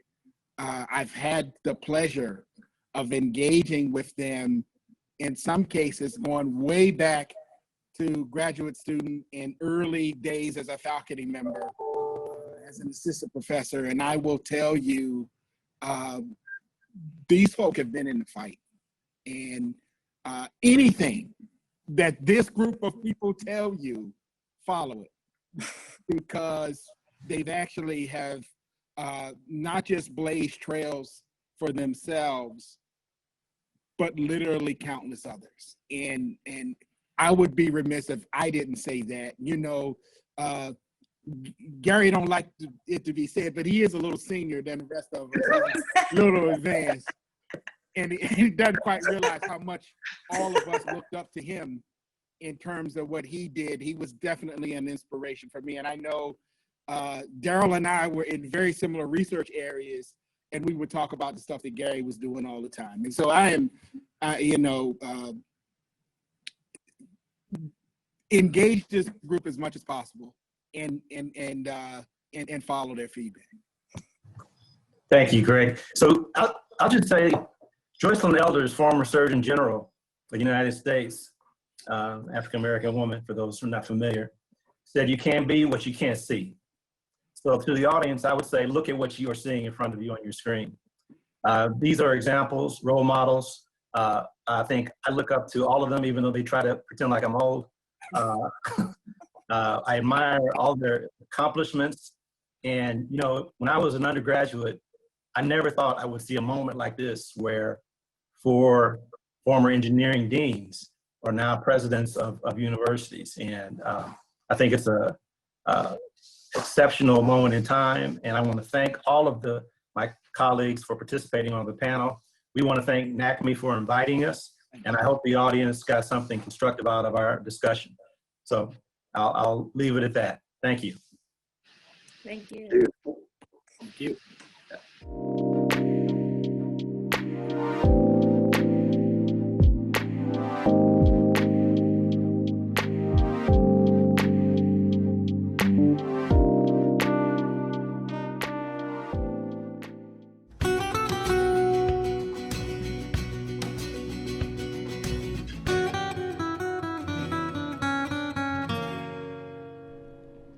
My name is Dr. Dion Hernandez-Lugo, and I'm a research electrical engineer at NASA Glenn Research Center in Cleveland, Ohio. I learned about NASA like many children watching the shuttle launch on TV. I got involved in NASA-related research as part of my graduate school. Here is where I was able to apply to the NASA Harriet Jenkins Scholarship, which allowed me to come to NASA Glenn as a NASA intern. Right after that, I got into the NASA Pathway Interns program, and from there I got hired as a research electrical engineer here at NASA. Here at NASA, I'm a research scientist doing development work in batteries, not only looking for new chemistries for NASA future missions, but also applications where batteries are needed. One of the projects that I'm working on is called Scepter. This project goal is to develop an all-electric aircraft. And the reason to do this is to have higher efficiency, also zero carbon emission, and low noise. I grew up in Puerto Rico, and here is where my interest in science started. It started when my mom and my dad got me my first microscope. Everywhere I went, I collected sample. So people actually told me that I should become a medical doctor, which I did. I went into medical school. And here I was able to visit the morgue, and here's where I find out that this was definitely not for me. So I changed majors, and this is how I finished in chemistry. NASA Glenn Research Center really celebrates and encourages diversity. This for me is very important because I know that my opinions are valued.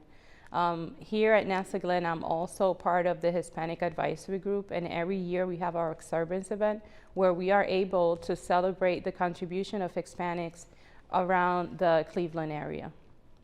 A tradition that I value is Christmas time. Christmas in Puerto Rico is celebrated more than any other places, and when I mean more, I mean we start in Thanksgiving and go all the way until mid-January. We celebrate things the same as in the US, Thanksgiving and Christmas, but we also celebrate Three Kings. And for me, this is a very important tradition because it's a tradition in which all the family comes together. And it's not only about the gifts, it's about seeing everyone and talking to everyone. And it's one that I hope I could pass along to my children, and hopefully they will continue to celebrate. I think it's very important to teach our children of our Hispanic heritage. It's important for people to know where they came from and to connect with their roots. This is what makes everybody different, and people should not be afraid to express who they are. I get my Latino fix here in Cleveland, Ohio, in a restaurant called Campus Grill. It's very close to NASA. And one of the dishes that they prepare is mofongo, which is fried plantains, mashed, and this is served with different types of meats. So Campus Grill has the best mofongo in the Cleveland area.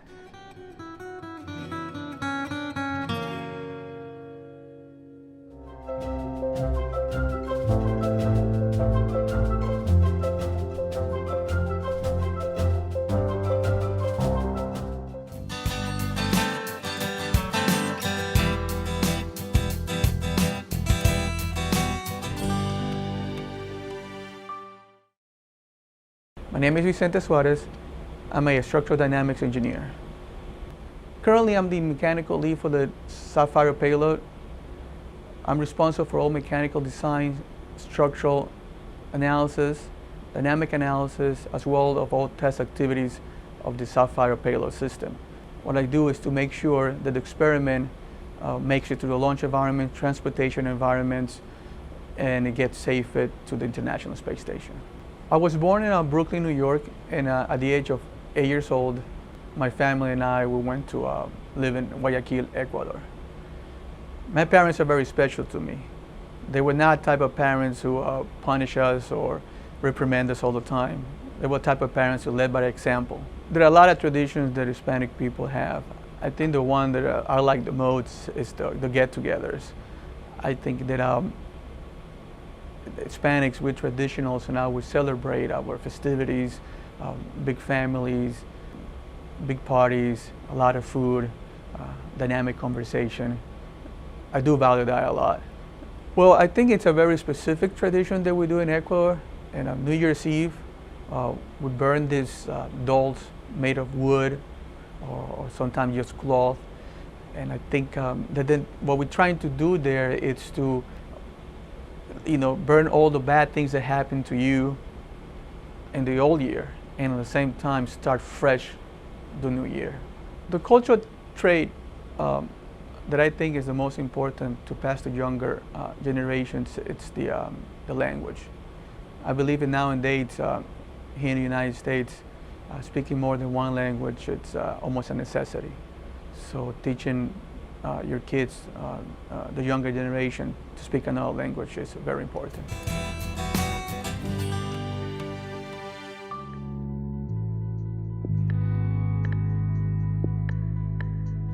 Good morning. Good afternoon, everyone. My name is Michelle Lazama, President and CEO of the National Action Council for Minorities in Engineering Incorporated, or simply stated, NACME. More important than being president, I'm also an alumnus of this prestigious scholarship organization. I hope like you, like me, that you truly enjoyed this morning's panel.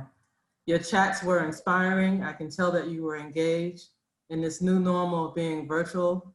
It's difficult to be able to connect with the audience, but if you put your camera on, I can see you, and we can be able to and really be able to engage in this virtual format. We have, just like this morning, the panel was truly outstanding.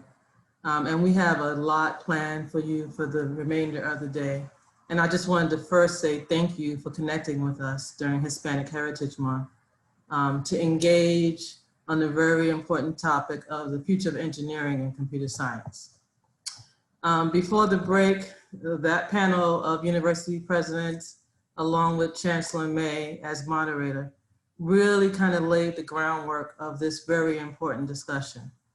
I captured several important lines between Dr. Tull from UC Davis, Richard Harris from Northeastern University, the Harry Rawlins from City College, really were able to capture some of the comments that we heard from this morning. But when President Pine said that we need to work together for every child from all zip codes to have access to quality education, that really resonated with me. And that's what this conference is all about. That's what NACME is all about. It's to partner with our universities, our nonprofit partners, and the companies on the board of directors. I hope you had an opportunity during the break to see some of the highlights from our companies on the board. These companies have signed up to be a part of NACME to contribute not only financially to make sure that students have a scholarship, but they also contribute in providing human resources to be able to provide thought leadership in this space. You heard from our chairman this morning who's on the line, Frederick, wave your hand. He's live and in the house, as they say, welcoming all of us to this organization. There's a number of board directors that are on the line looking at the chat. So even though we're virtual, we want to interact with you as much as possible. The chat was off the chain because what you saw, what I saw is a phenomenal group of individuals showcasing excellence. And I'm so happy in this point of time that they were recognized for their contributions by being named presidents and chancellors of the university in the university environment, and that they are recognized for their contribution to the fields of education and research. It is so refreshing to see that regardless of race, creed, or ethnicity, that stellar performance will be recognized and rewarded. It is a message we want all of our scholars on the line to receive and to expect. I use the word refreshing purposely, as we are all going through a very difficult time right now. As President Pines indicated in his opening video, we are in two pandemics, the first being COVID-19 and the second being structural racism. I have the pleasure now of introducing our keynote speaker for today. The planning team for this conference thought carefully about both the theme of this conference as well as what is happening in the world around us. How can we help impart knowledge on the level of difficulty it is to be a minority in this country right at this moment in time, while at the same time create a community of allies who will recommit to enhance the great work we are all working on to increase diversity in the STEM fields? Well, ladies and gentlemen, you are in for a treat. I have the pleasure of introducing our keynote speaker for today, Dr. Kamal Bob. Dr. Bob is the global lead for diversity strategy and research at Google and the founding senior director of the Constellation Center for Equity in Computing at Georgia Tech. He's an engineer and science and technology policy scholar whose work focuses on the STEM enterprise, large educational systems, and the structural conditions that influence contemporary American life. He brings to his current position a wealth of experience as a former program officer at the National Science Foundation. At NSF, he was responsible for $30 million annually of investments targeted on improving computing and STEM education. In that role, Dr. Bob worked to help shape the national research agenda for effective means of delivering equitable and quality computational education to all students. He has worked with members of the Office in Science and Technology Policy in the Obama administration to set the national strategy for STEM education at both post-secondary and secondary school levels. He was selected as a member of President Obama's My Brother's Keeper STEM and Entrepreneurship Task Force to help U.S. cities craft strategies to engage young men and boys of color in the STEM landscape. Prior to his federal appointment, Dr. Bob was a director of the STEM Initiative for the University System of Georgia, a collaborative effort with the Governor's Office to improve STEM education across the 30 public institutions serving approximately 325,000 students in the state. Dr. Bob holds a PhD in Science and Technology Policy from Georgia Tech and MS and BS degrees in Mechanical Engineering from the University of California, Berkeley, and he too is a NACME alum. After a brief video to introduce the theme of his comments, "The time is now," the next voice you will hear is that of my friend and colleague, Dr. Kamal Bob.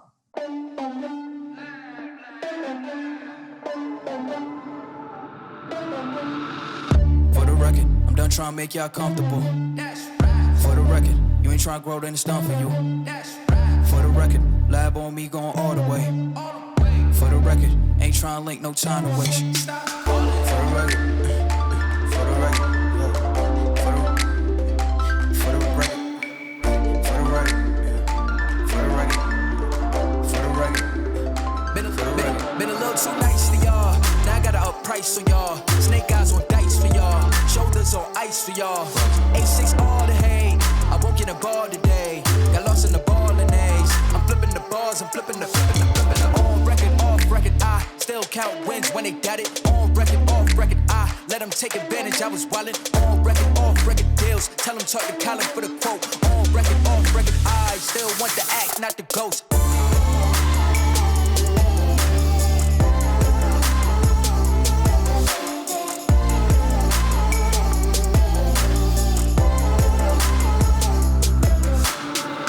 For the record, I'm done trying to make y'all comfortable. For the record, you ain't trying to grow, then it's done for you. For the record, lab on me going all the way. For the record, ain't trying to link, no time to waste. For the record, for the record.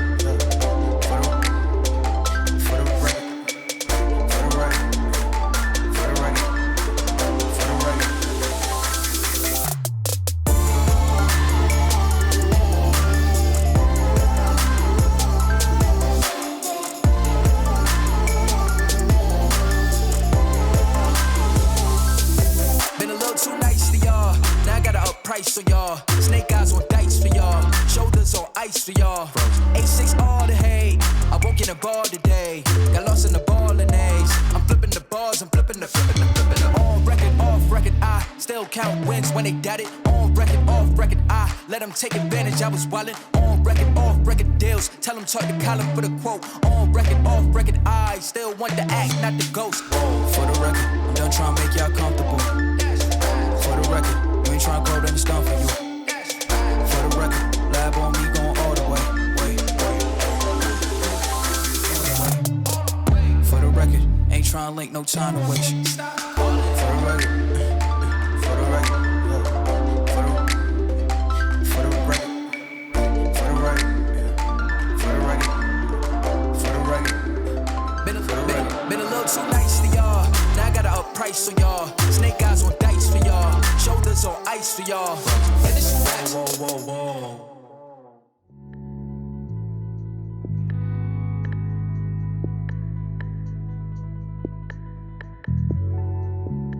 Good morning, NACME family. My name is Kamal Bob. I am the Global Lead for Diversity Strategy and Research at Google and the Senior Director of the Constellation Center for Equity and Computing at Georgia Tech. I want to wish those of you in the West, good morning, and those of you in the East, good afternoon. Michelle, thank you very much for having me. Understandably, this is pre-recorded, but this new world that we're in, all things are on the table. I also want to acknowledge that I am a former NACME scholar. I've been in the NACME family essentially my whole life. So this is an important opportunity for me. It's an honor and a privilege to be here. So what I was asked to discuss as we are all trying to confront the moment that we're in is what to do with the moment now. the issue that confronts all of us as individuals, as representative of companies and higher ed institutions, and as a country are high on our minds. We're faced with some decisions and a flux in this country that's going to be difficult to contend with. So relative to NACME and what we do from here, the time is now. What I would like to do is to frame this a little bit, just a step back, just a bit in the context of what we are up against. My own training in engineering began at the University of California at Berkeley. And we have, as you know, kind of an army of organizations that have been supportive of the work that NACME's mission is about. But in historical context, BESA, the Black Engineering and Science Student Association at the University of California at Berkeley, it began in 1968, same year that Martin Luther King was assassinated. The National Society of Black Engineers itself began in 1975. The Society of Hispanic Professional Engineers, 1974. If we think about the genesis of those organizations, they were all essentially right after the end of the primary tumult of the civil rights movement in the 60s. So we were coming out of a time when the country was trying to solve its race problems in the most egregious ways. And we also, I think at that time, if you think later in 1968, Robert F. Kennedy was killed, we had kind of a universal agreement that we had to address this race problem and reconcile the many facets of the way that race was implicating the United States identity in the world and also to itself. So all of those, in my mind, all of those organizations relative to higher education were part of our national response to address those ills. So what does that really mean? Certainly in Berkeley and in California, it's not lost upon me that the Black Panther Party for Self-Defense also started in 1966. And they were involved in defending Black people, obviously, against the police. But these organizations were also trying to defend Black students, Hispanic students from the assaults of the educational system itself. So this is where we now have to think about what moment are we in now? There's been, in my view, a concern that I have that's growing about the moment that we're in that I want to articulate and share and hopefully discuss with you. The historic parallels to me are the following. Those organizations, NACME included, began at a time where I would argue we were coming into an era of Reconstruction. So that period of the civil rights movement was essentially the death knell of the Jim Crow era of the United States. But let's not forget what gave rise to Jim Crow. It was the rise of Reconstruction. So that was a period of time when there was a lot of national urgency and not a lot of national agency to address the wrongs coming out of the slave time. So now, in the period between the 60s, 70s, 80s, etc., in my view, that was the Reconstruction moment. So here we are, now essentially 40, 50 years on. And I would argue that this is the moment where we have seen an enormous amount of effort and energy put into racial equity and parity in the last 3 decades. And here we are, where we're arguing in public forum about the value of Black lives. And to me, what that signals is the historical pattern repeating itself. After a period of reconciliation and affirmation and attempts to provide equity, justice, and equality in the United States, here comes the backlash. Here comes the 21st century of the versions of Jim Crow that we've once seen before. The contention that we're dealing with in the national framework right now, in my mind, is no less egregious than what has happened then in the middle of the 20th century for exactly the same reasons. And if we think about what has happened to our people, to people of color, the language that's being used now, they signal the very same kinds of sentiments that those arose a century ago. We're hearing things about Hispanic people being rapists and Black people being thugs and animals. And while I for sure don't want to get into the political debate here, this isn't an appropriate forum for that, but those do signal what the sentiment, an emergent, significant sentiment of the nation feels about our folks. So our sliver of all of this in the education space is operating against that rising tide. And I think for any of us to think that that's a trivial kind of passing sentiment, we would be naive to our own detriment. So where are we relative to some of the trends that we've seen? So the work that we're all involved in together, the argument for equity in engineering, for equity in higher education, and in this sense, I mean equity in terms of our equal ability to participate across the full spectrum of higher ed institutions, particularly in science and engineering fields. So what is our work really about? I don't need to say this to you, but by virtue of transparency, let me explain. So our basic premise has been that the engineering and science sector of the United States is arguably one of the most innovative, one of the most wealth generating, and one of the most influential sectors in the American economic spectrum. So the principal argument originally was that it stood to reason, for reasons of morality, for reasons of justice, for reasons of just basic economic community survival, that we had to have equitable access to those fields. Hence, we needed to get our students into higher ed institutions that are serving engineering degrees, science degrees, to provide a pathway, if you remember those words, to provide a pathway into that economic sector. What has happened? So all of a sudden, when these organizations began, when they looked backwards, so keep in mind, these things, they all began in the 70s, late 60s, early 70s. So when they were looking backwards, they were looking into legalized segregation. When they looked back into the early 60s, into the late 50s, and they were looking at trends of undergraduate degree receipts in engineering, science, et cetera, for Black and Hispanic students, Black and Latinx students, they were looking into an era of legalized segregation in America. And this is within arm's reach of where we are today. So in the music language, you'll say, well, what's old school now? Old school now is just the turn into the 21st century. 20 years ago, it was 2000. All of a sudden, let's all acknowledge how old we are. So 20 years ago was 2000. So what has the trend been?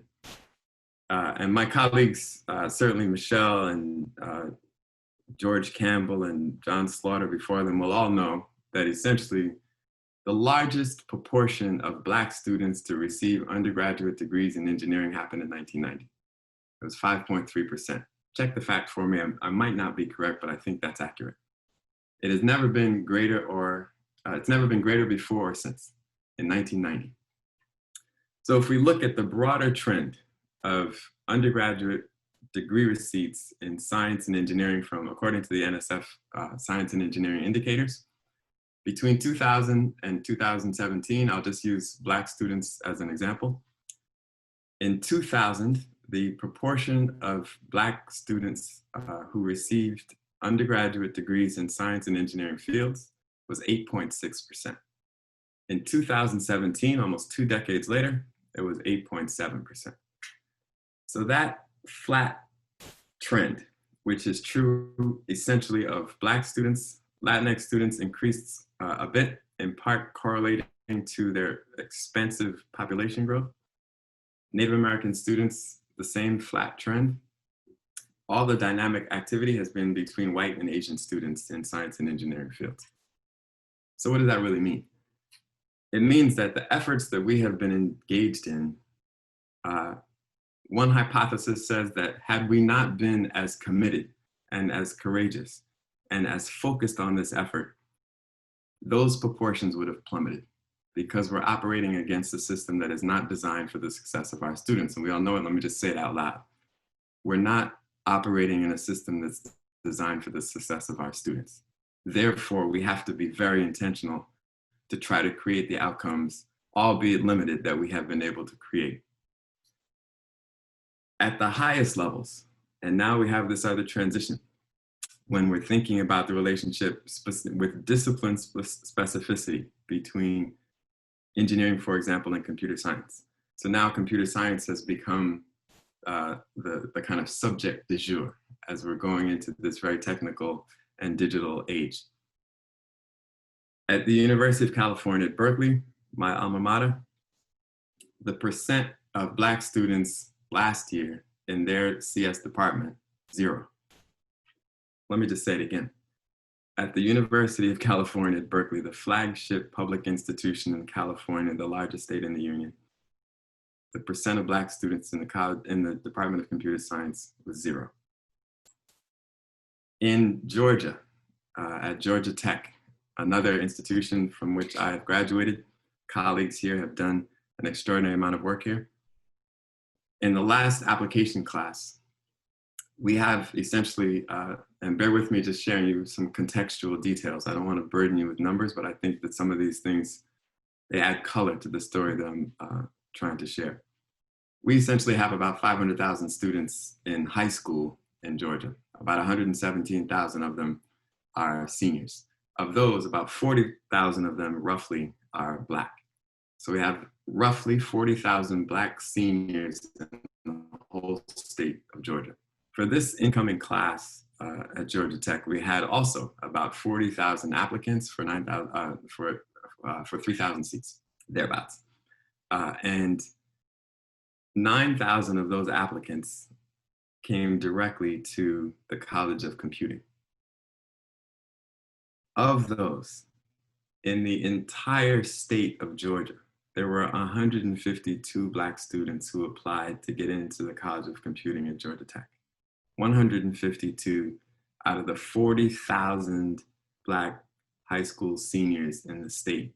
And it matters that computer science these days is one of the most impacted, most attractive, most sought after, most desired disciplines for undergraduate students. And Georgia Tech, again, flagship public institution in the state. Students who are beneficiaries of the Hope Scholarship get significantly reduced admissions costs rather. And it's the number 8 ranked higher ed institution in computer science in America. I say all that to say, over the last 2 decades, the efforts that we've put in have yielded enormous benefits. I'm a beneficiary, many of you are as well. But what all of that suggests is that the tide that we're running against has been formidable. We've not seen the material gains that we would like to have seen over the last 3 decades.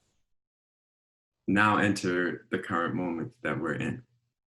And I'm saying all of this just to be clear, because a lot of us, this is virtual, of course, there's the awkwardness of this new world. I'm just talking to my computer. But I say this I just want to be clear. I'm not saying this as a critique of the work that we're doing, because I'm a part of it. What I am saying is that it reveals it is itself an indication, a limited success is an indication of it. And I think it's important for us to be clear about where we are. And I don't want here on giving and having discussions about race and so on and so forth are triggered by obviously the visual murder of George Floyd that we were able to watch as a nation together. Everyone was horrified. But let's not forget the confluence of the social uprising with the pandemic of COVID-19.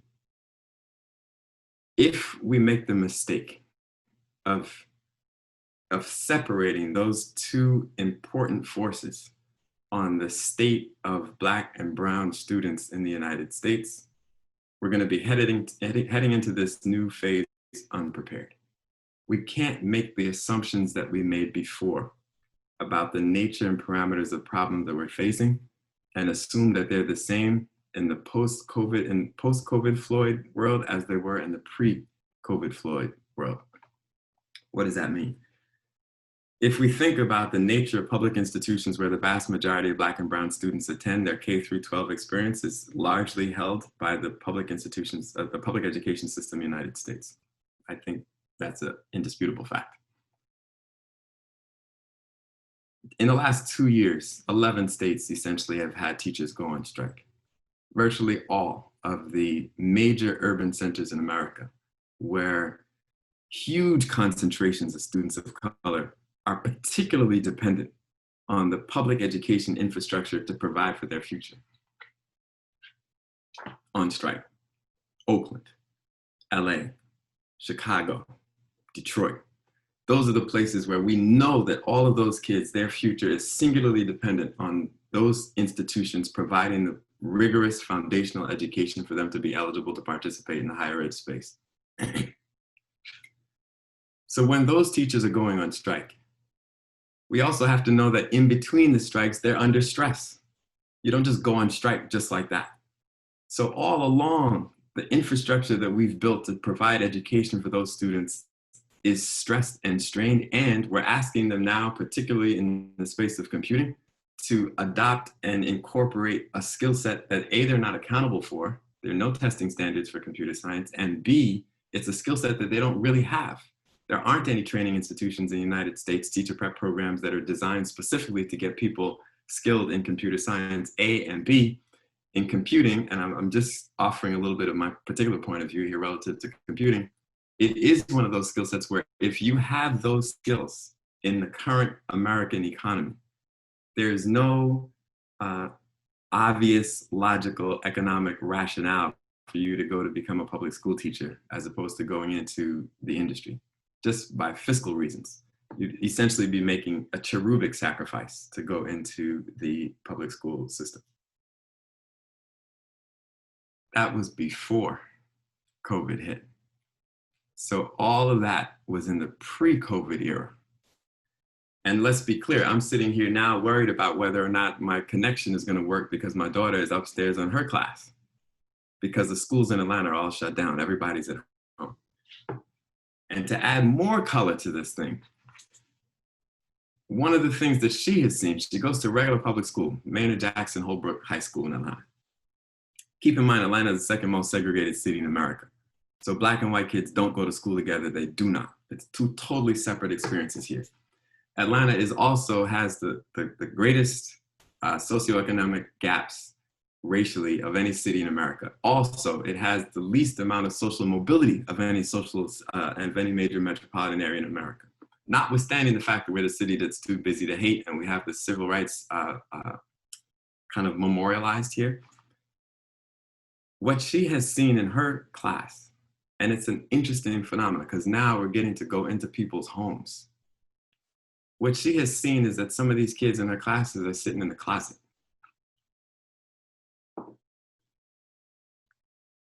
Couple girls.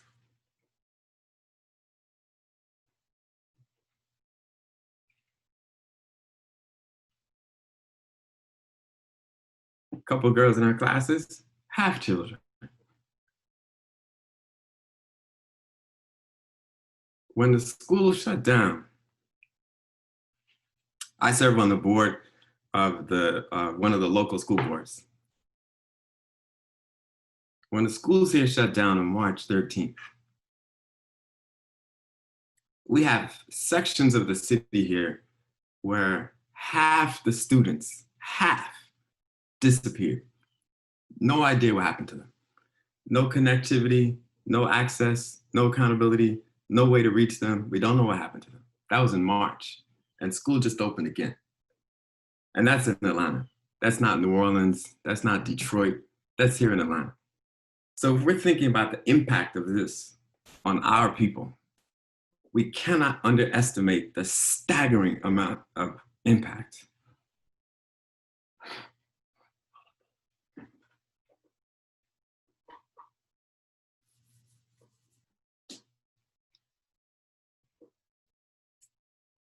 So, forgive me, my emotional response to this, again, forgive me, I don't want to be unprofessional, but what I'm feeling and trying to articulate simultaneously is the degree of impact that the COVID and George Floyd confluence is going to have on our particular people. It can't be understated. Essentially, the last 3 decades of work that we've been engaged in, I think, have been largely eviscerated in the last 6 months. We're going to have essentially a lost generation of kids. So what does that really mean? in the context of the work that we're trying to do together, I think framing our diversity and equity issues in the context of representational goals is fine for the time that we gave birth to this movement itself. But in this current context, if we're going to be thinking about measuring the percentage of students who are getting undergraduate degrees in engineering, particularly places from Berkeley and Davis and Georgia Tech and so on and so forth, we're not going to achieve those material gains. I'll just say it now, it's not going to happen. So there will be incremental improvement, perhaps, probably flatline. But given what we're going through right now, and the avarice and greed and thinking about who's going to be clamoring for those limited opportunities on the aftermath of this COVID experience, the only people whose jobs will remain viable, who can provide safety, sanctity, and internet service for their children, those are the ones that are going to be at the top of the pecking order. Our people are at the bottom. The Instacart drivers, the Grubhub drivers, all those Black people in major Black cities that are driving around to protect and provide for food and all those other people, those are the ones, their children are home alone. My daughter is here upstairs listening to me. So what does that mean as I close this thought? I think that our work now is to reframe the set of assumptions that we are making about the nature of the problem that we're trying to confront. We can't assume any longer that it is exposure that's the principal, or the lack thereof, that's the principal deterrent for students wanting to get into these fields.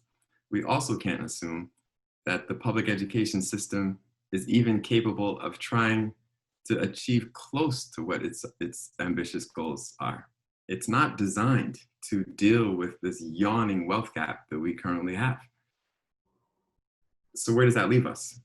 I think there's going to be a component of the work that we do that has to sustain. We have to continue grinding, keeping our head to the grindstone, as it were.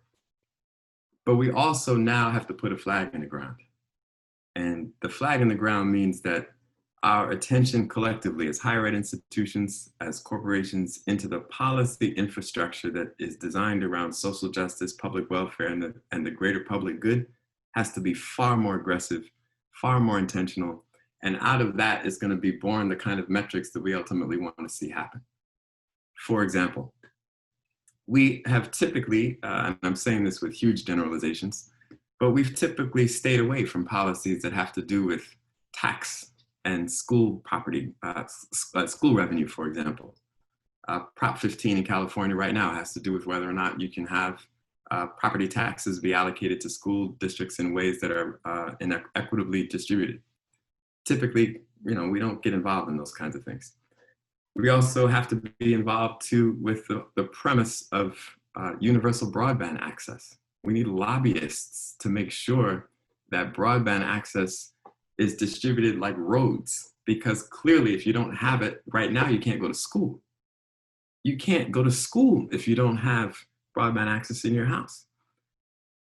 So the parameters of what our challenges are, to me, have expanded. If we think about the diversity efforts that we've been engaged in all this time as born out of an epistemological framework of representation, that was in its nascent stages. Now we've matured. That work has to continue. It's critical. It remains ever important. As I said, I think the flat line of that trend that I was talking about earlier is a result of like dastardly hard effort to keep it from plummeting.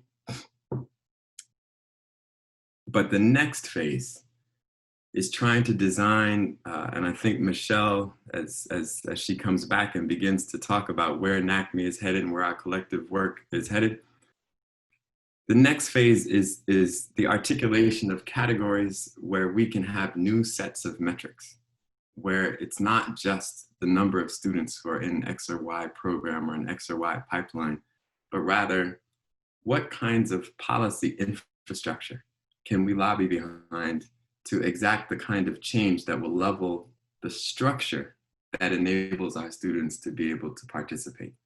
And I think that's a different frontier. There are lobbyists that have done work in policy forever.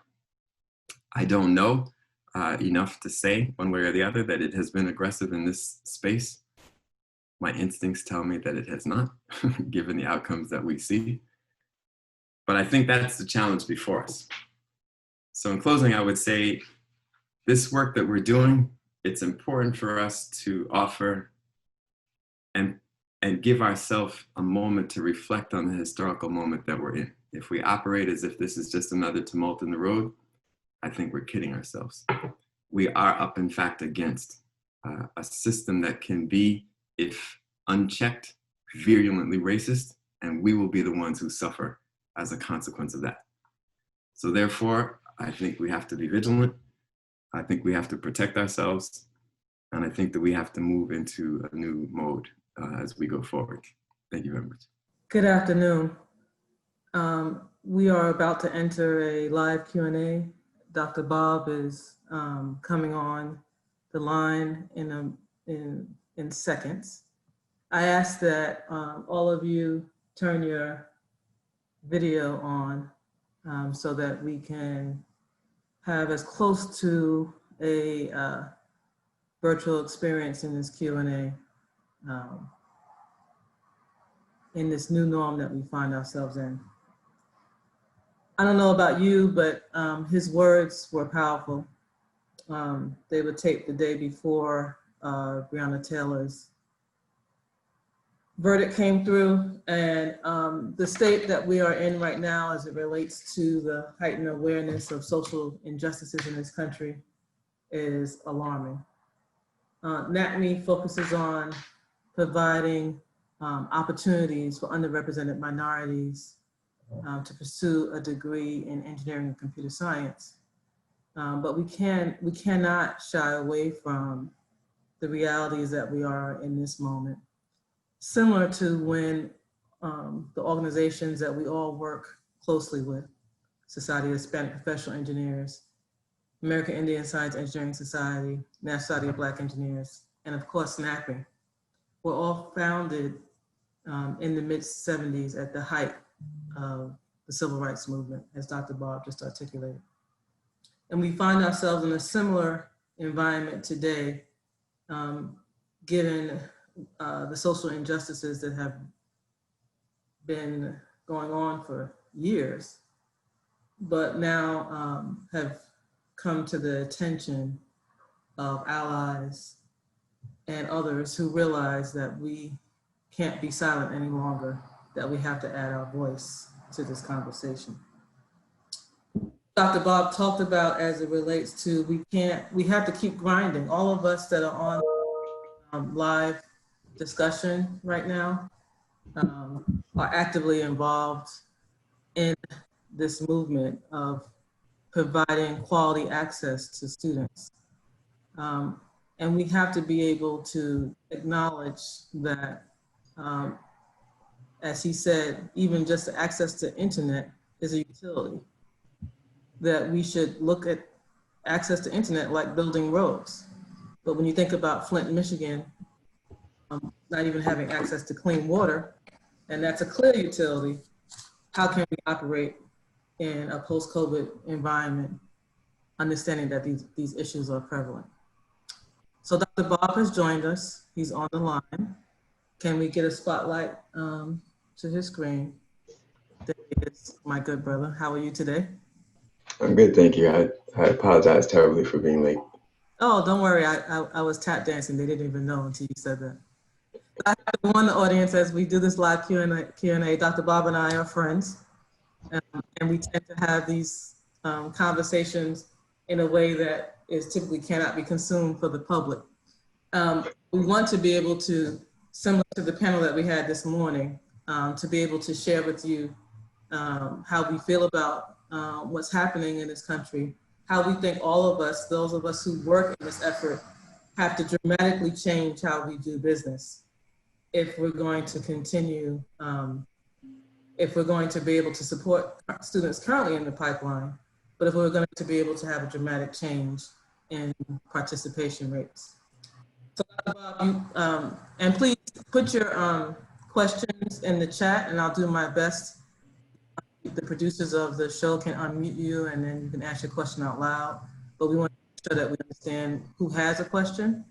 So we're watching the chat very carefully. So Dr. Bob, I just wanted to ask you a couple questions to get going while we have individuals who are entering the questions. And this is going to be a challenge for me as I show how technology is getting the best of us. So during your comments, you asked, please fact check me. That's a new normal, and you are right. The chart that we put up here, Dr. Carmen Sidbury did this in NACME, and that the numbers are really flat, and that the highest rate was in the 1990s. So we just wanted to show you that. The Hispanic number is not normalized for population growth, so there are increases there. But overall, we're seeing that our efforts are flatlined since the mid-90s. To make sure that the numbers that you gave, that we did the homework. We saw your video and we did the homework, so that's right. Did you want to add any comments based on on the speech that you just gave before we open up questions? Did you want me to ask you anything directly? Is there anything that we should focus on specifically before we go to the general floor? Well, first, again, just thank you for having me. I have to acknowledge I don't know whether that was edited or not, but let me also say— No, we played it raw. So, what's interesting about that, as you saw partway through, my emotions got the best of me. But I think what's telling about that is that the nature of the environment that we're currently in, I was essentially talking to Summer, and I mean, she is the only face that I saw. Right. And in doing so, apart from the fact that she, just looks like the Oracle, I realized I was just talking myself into and out of kind of laying my burden down. And I think relative to the discussion that we're having, I suspect that all of us are carrying extraordinary burdens. And it just so happened that the environment of this particular discussion, that's how that felt. So it was an interesting process. But that said, I think, our challenges are laid out, and happy to have a dialogue. Excellent. So we have a question from Brian Tippin from Hewlett Packard Enterprises. He's a member of our board of directors. Brian, can you unmute yourself and ask your question out loud? Sure, can you hear me okay? We can. I typed it in as well. Good to see you, Dr. Bob, and thank you so much for sharing your voice and your vulnerability and transparency. It's always good to see your smiling face.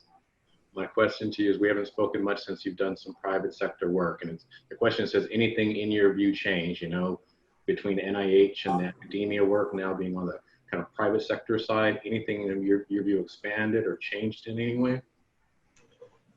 Well, I guess by virtue of introduction to those, you and I are friends. I was at the National Science Foundation when Brian and I met. I was a program officer in the Directorate for Computer Information Science and Engineering. And there, the scope was essentially to try to build a research agenda for improving computing education. This was in the second term of the Obama administration under the CS for All initiative. And dealing in the academy, and also I'm on the faculty at Georgia Tech, as you know. And I think that there are some differences. I think my experience now at Google, in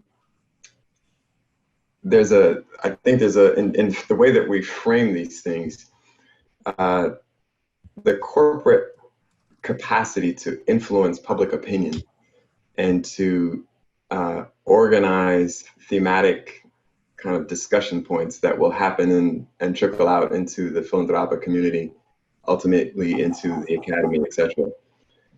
In my estimation, it's an underdeveloped power that now I think can be a little bit more intentional. I also think that the corporate side of this, for reasons that I understand, so I'm not being critical, but I think that the corporate side of this now has to be a little bit more declarative in how we approach our normative expectations of what the country should be. Because I don't agree at all that this current moment that we're in is just like any other. It's not just the same polarity between Republicans and Democrats, and therefore the lobbyists have to be cagey in terms of what they decide to support and not. So for me, I think that's a distinction. I think the academy is, as you know, it's a lot more unwieldy and unconstrained. But I think now my experience suggests that we have an unusual power to illustrate our point of view. Thank you, Brian, for your question. We have a question from Dr. Lisa Black from the American Society of Civil Engineers. Lisa? Hi. Thank you, Michelle and NACME for having this symposium. And Dr. Bob, I appreciate your comments, and I feel it. I feel the pain. I think we all do.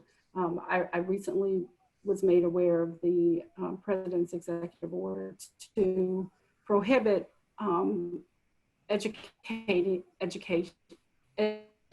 around race and racism, and so it kind of aligns with what you've already asserted in this presentation. So if you can provide some thoughts on that, I'd appreciate it.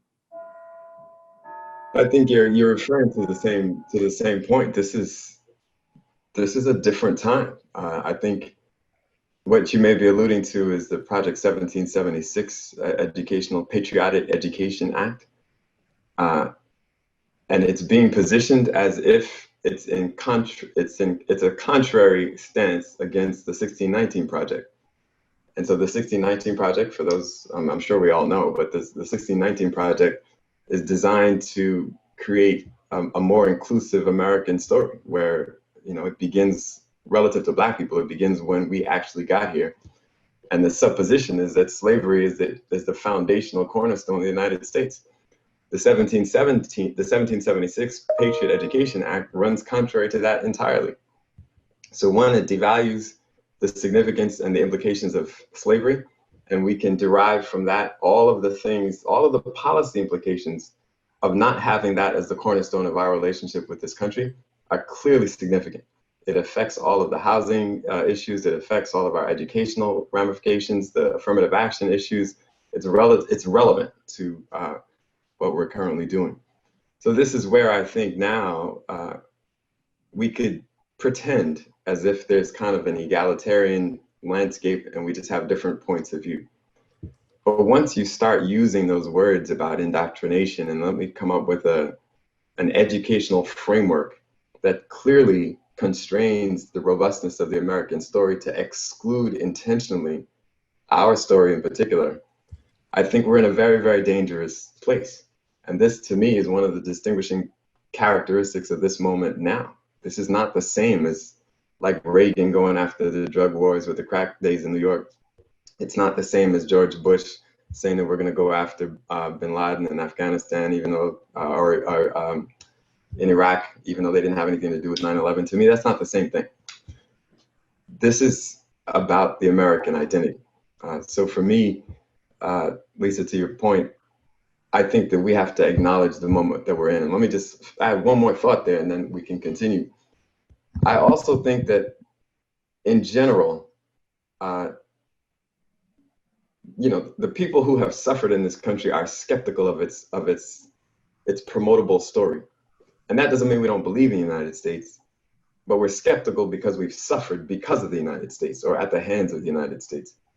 So where we're in now, I think, is that those who have not suffered, who have benefited in part because of the American story, their belief in the country and its ability to succeed as a republic is almost incontrovertible, as if we can't fail. This is the United States, it's exceptional. But if success means at the suffering of the rest of us permanently, that kind of success is unacceptable. And I think that that's the moment that we're in. I think that's the choice that we've been given. And again, I don't want to be overly political, but you asked the question about what that education framework means, and I think that that's what it implies. Excellent. Sean Ray. Thank you. Sean Ray. Hi. Yeah. My name is Sean Ray. I'm a student at Oklahoma State University. I'm a senior now in electrical engineering. And my main question for you is, and I put it in the chat box. What do you think is the best way for people such as myself that are going into the STEM field? How can we help our communities that are going through these education disparities, like you were mentioning in Atlanta, where so many children just disappeared for the lack of technological access. And you know, I wanted to just kind of find your thoughts on what can we do to help our communities with that. I appreciate the question. I also congratulate you on your progress.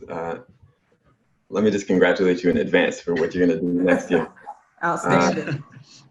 So this is a question, interestingly, on this call, I am strangely surrounded by a lot of my own mentors and guides here. So Michelle among them, Dr. Gary May, I'm sure is there in the ether. He's always around. The spirit is ever present. Somewhere. One of the things that I was told by them is that it's your responsibility to be excellent. You are, for better or for worse, you represent the best of us. So your commitment to your own success it's part of our collective success, I think, simply put. So there's one frame of mind that says, well, you know, just stick to your books and do what you have to do. And then you might feel critiqued, particularly in your school setting where people are like, look, we have all these issues, social justice issues, et cetera, et cetera. And if you're just doing your homework and you're not involved, somehow you're a sellout and Uncle Tom, whatever. I don't subscribe to any of that. But I do think that your being successful in your academic charge, particularly now, is going to set the stage for you to be able to do all the things that you want to do later. And you have to personally assess your own bandwidth. If you can't be involved as a direct and meaningful and successful and effective advocate in social issues that you're concerned about at the same time as getting your schoolwork done, then you have to prioritize your schoolwork such that the success that you gain as having gotten a degree, gotten a job, and what have you, then you begin to build that out. But the stage that you're in now is so critically foundational that if you undermine your ability to be successful in your academic pursuits right now, it will surely undermine your ability to be more effective in the things that you're concerned about later. And that is a skill to be able to navigate those two things. So your responsibility in the end is going to have to be to navigate those two things. But right now, as a developmental and a maturational stage, you're in school. So figure out how to do school. And then once you have done that, then you keep paying attention, you keep reading, you keep listening, you keep feeling about what's really going on with the rest of us. Sean, I don't know if you were on earlier, but President Washington from George Mason University echoed what Dr. Bob just said. And his tagline was, you have to balance activism with academic excellence. Right. And that Right. one should encourage you and motivate you to do more, right? And we need you. Thank you for being on this call, and thank you for asking the question. Dr. Bob and I both share when we see bright young faces like yourself being involved, it brings our heart joy, particularly during this time. So keep doing what you're doing, okay? Yeah, of course. Thank you so much. And I also wanted to thank Dr. Bob again, just for putting the emotion behind what you were talking about in the video. I think it's, even though this is a professional setting, I believe it was a very important piece of the video that was shared, because it shared the humanity of what's going on and what's truly here. So I just want to thank you for that, and thank you for the advice. I appreciate it, and thank you too. Thank you. So our next question is from Angelique Tucker Blackman. Angelique? Hey. Dr. Blackman? Yes, my mic is on. Good afternoon, Dr. Bob. How are you doing? Good, thank you. It's great to see you and to hear from you again. In listening to your presentation, you talked about George Floyd, you talked about the coronavirus and the intersection of those two and the disproportionate impact that it's having on Black and Brown people. And you did show your emotion and you showed your authenticity, which I really appreciate. Then you moved into saying we need to have different metrics. And then you moved into talking about policy infrastructure. What I want to ask you is to speak to the interface between your emotions, new metrics, and policy infrastructure. Can you talk a little bit about what's in those interfaces that we need to be paying attention to, especially around new metrics?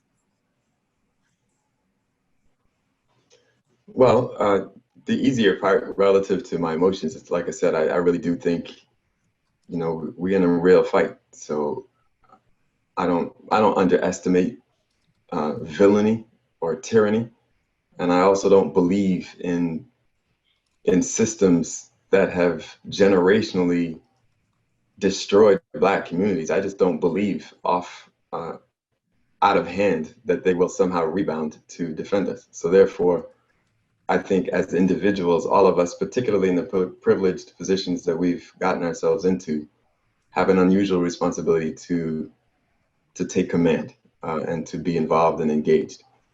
The other part of that is what was actually bothering me the most is just having seen so many of these students through my daughter's school and appreciating the enormity of the suffering that's going on right now. But because people aren't in the street just dropping dead, you don't really see it. It's kind of a quiet, malignant suffering that's going on, and we're just absorbing it. So that's the emotional part. Relative to these other things, I think as I was laying out, I think that the way that we have addressed this framework relative to diversity and inclusion, et cetera, as I was alluding to before, it has representational goals that make sense. And it also made sense in very real terms. It was a revolutionary framework in the time that it was born, coming out, like you said, at the end, I think Michelle was saying earlier, at the end of the civil rights era, because we just didn't know who was doing what, et cetera, et cetera. So doing that was its own revolutionary moment. But now I think what we've seen is, again, as Michelle was pointing out, that those revolutionary goals, representational goals remain important. But now these other quiet forces that are taking place, I think, deserve our attention as well. For example, those propositions that I may have alluded to, 15 and 16 in California, one having to do with property taxes related to schools, the other having to do with the reformation of Proposition 209, the affirmative action. There are others where, the kinds of things that ultimately affect the structure's ability to support our success, I think we have to pay a lot more attention to. And I think the question that Brian Tippins asked in the beginning about the role of corporate engagement in all of this, I think that's one of the clearest frontiers where we have to be a lot more aggressive in identifying the policy infrastructure that supports the goals that we proclaim to have, and be as aggressive there as we would be in issues that are self-beneficial, relative to privacy, relative to access to markets, relative to access to consumer bases. This is now relative to access for people who might not themselves actually be customers, but it is in service of a more robust democratic society. So for me, it requires some inquiry to look, to see what those policies are, and then to galvanize around them, and then have metrics accordingly. It's a staged process. Thank you. Thank you so much, Dr. Tucker. That was a great question, and it's a great segue into this afternoon to talk about metrics, how in post-COVID-19 and this era that we're in, that we have to work together to dramatically change how we do business if we're going to be able to continue to support students. So thank you for that question. So Dr. Bob, we have come to the end of the Q&A, and I can't thank you enough for imparting your authentic words to us. It touched me deeply, and I know the chat is blowing up with positive comments, and so is my personal email. And I remain a fan of your work and your efforts, and I'm hoping that we'll be able to work together formally in the future as we work in partnerships to be able to move forward beyond this difficult time. Thank you. Well, needless to say, it's a huge honor to be with you. You're one of my heroes. So this is always affirmative, and we're in the battle. This is it. Hey, Michelle. Yes. Can you hear me just for the read? Tony? Yeah, I wanted to say to Dr. Bob, he'll remember he and I had an hour-long discussion once. And it's just great to hear your voice. And I want to tell you how much we appreciate your investment in this. All of the students on board have had a chance to see great role models today. And I have to tell you, I'm so proud of you and your authenticity. I mean, the way you were so authentic in your presentation. And we can all relate to the stories you shared. It's so important. I just wanted to thank you personally. And so you should have a great weekend, my friend. Have a glass of wine on me, okay? You're sending me to the liquor now, okay. Brown liquor, right? We said we weren't going to know this. Everyone do the applause for to thank our keynote speaker. A wonderful job in helping laying out where we are and to tie it to the great work. So thank you so much. Thanks. It's a pleasure. All right. Okay, everyone. So now we are moving on to our next event, which is our virtual town hall. And this is the time that you get to engage with each other and with us in this virtual format. We're hoping that we're going to be able to truly be able to get your thoughts and to start a conversation and to follow up with how you think about this effort and what the work is ahead of us, and given that the time is now. Before we discuss the particulars of the town hall and what we need all of you to do and to be able to give us feedback, to give each other feedback, because this is a collaboration effort, we wanted to make sure that we had someone provide comments to frame the conversation about how we can work together, how we can collaborate, and what has happened in this industry, how we got to this point with examples of pillars in the STEM diversity workforce, pillars in the STEM effort, and we are pleased to have our guest speaker who will provide that context from his standpoint. Dr. John Anderson became the president of the National Academy of Engineering in July 2019. His professional career spanned 48 years in academia. He served as president of Illinois Institute of Technology, provost and executive vice president at Case Western Reserve University, and Dean of Engineering and Chair of Chemical Engineering at Carnegie Mellon University. He was elected to the NAE in 1992 for his research on colloidal hydrodynamics and membrane transport. I did not practice that, Dr. Anderson, excuse me. He is a fellow of the American Academy of Arts and Sciences and the American Association for the Advancement of Science. He was a presidential appointment to the National Science Board for the period of 2014 to 2020. Dr. Anderson received his undergraduate degree from the University of Delaware and his PhD degree from the University of Illinois, all in chemical engineering. As a professor, he was taught classes to first-year undergraduates all the way through to PhD students, and he has always enjoyed learning from students. Dr. Anderson served as an officer in the U.S. Army Reserves between 1970 to 1976. Dr. Anderson is also a member of NACME's Board of Directors. He's going to give us brief comments before we break into the town hall, but he's also going to bring on a guest speaker as a part of his comments, one of my personal mentors, Dr. Percy A. Pierre. For those of you who don't know, I'm sure most of us do, Dr. Pierre joined the Clark School as an adjunct professor and Glenn L. Martin Endowed Professor in the Department of Electrical and Computer Engineering in fall 2019. In this role, he will assist in the college and recruitment of mentoring women and underrepresented minority graduate students and in the recruitment of diverse faculty. Dr. Pierre has held several prestigious positions. His service in academic administration includes Vice President for Research and Graduate Studies at Michigan State University, President of Prairie A&M University, and Dean of Engineering at Howard University. He has also served as a program officer of the Alfred P. Sloan Foundation and was instrumental in organizing and funding the creation of several organizations, including NACME. So please join me in welcoming Dr. Anderson to our virtual microphone. And I look forward to, and I hope you will as well, we all look forward to hearing his comments. Dr. Anderson?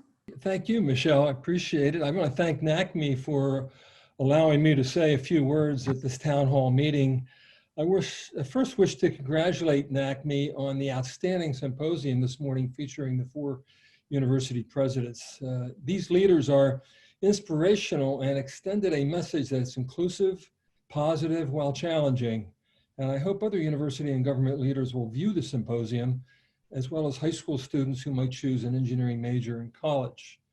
They gave very good advice during that symposium. As a former Dean of Engineering and professor, I am very aware of the good work NACME has done in promoting more representation of students from underrepresented racial and ethnic groups to study engineering and embark on engineering careers. We talk about equity as if it is a singular thing. However, equity has 2 components, preparation and opportunity. Without preparation, which includes not only a good education, opportunities are meaningless. And NACME is focused on both of these components. The need for more engineers in this country has been met in the past by immigrants who have contributed greatly to the profession and this country. However, the world is catching up to the United States in terms of STEM education and research. If we are to maintain our preeminent position in engineering, we must bring more talent from our population, from all parts of our population, into the profession.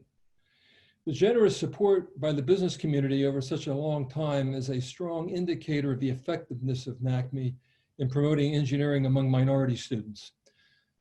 But obviously, we still have a long way to go. NACME is one organization among many others whose mission is to increase the talent pool by fostering programs that induce young minority students to pursue an engineering education and an engineering career. And many different initiatives having different strategies are in play. It is important that the methodologies and results of these different initiatives be shared and used to define best practices. The NAE has a proposal pending with the National Science Foundation that is aimed at this goal. NACME can help by sharing internally and externally its approaches and the results. Without such sharing, we will never even get close to an optimal strategy. Which programs worked and why? Which programs did not work and why? These are the questions that engineers ask themselves. So how do we measure student success? The NAE will run an NSF-funded workshop on exemplary admissions practices with NAE member and University of Maryland President Darrell Pines as the chair of the planning committee. The workshop participants will examine metrics that best predict success in admissions to undergraduate engineering programs and, I think is importantly, correlate with a student's performance and postgraduate career. In addition to grades, we should look at non-technical skills like enthusiasm, persistence, confidence, communication, and leadership.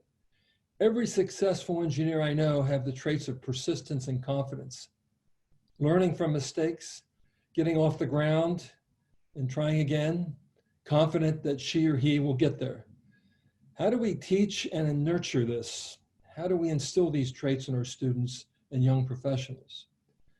And this morning, we heard about the importance of mentors to the growth and aspirations of young persons. NACME is doing an excellent job of focusing on mentorship programs for college students, especially our minority students. As president of the National Academy of Engineering, I am engaged with NACME because I think this organization is one of the critical elements needed to build a better recruitment and support system for minorities in engineering. The NAE has supported and will continue to support your activities, and we will help you as much as we can to reach the goals you have set. One major new initiative of the National Academy of Engineering, designed to advance diversity in the engineering profession, is IDEA, IDEA, which means Inclusive and Diverse Engineering for All. The NAE has an outreach program that is meant to inform and inspire K through 12 girls. It started as a website launched in the late in the 1990s to highlight the contributions of women in engineering. That became Engineer Girl website in 2001 when it was redesigned as a resource website for middle school girls.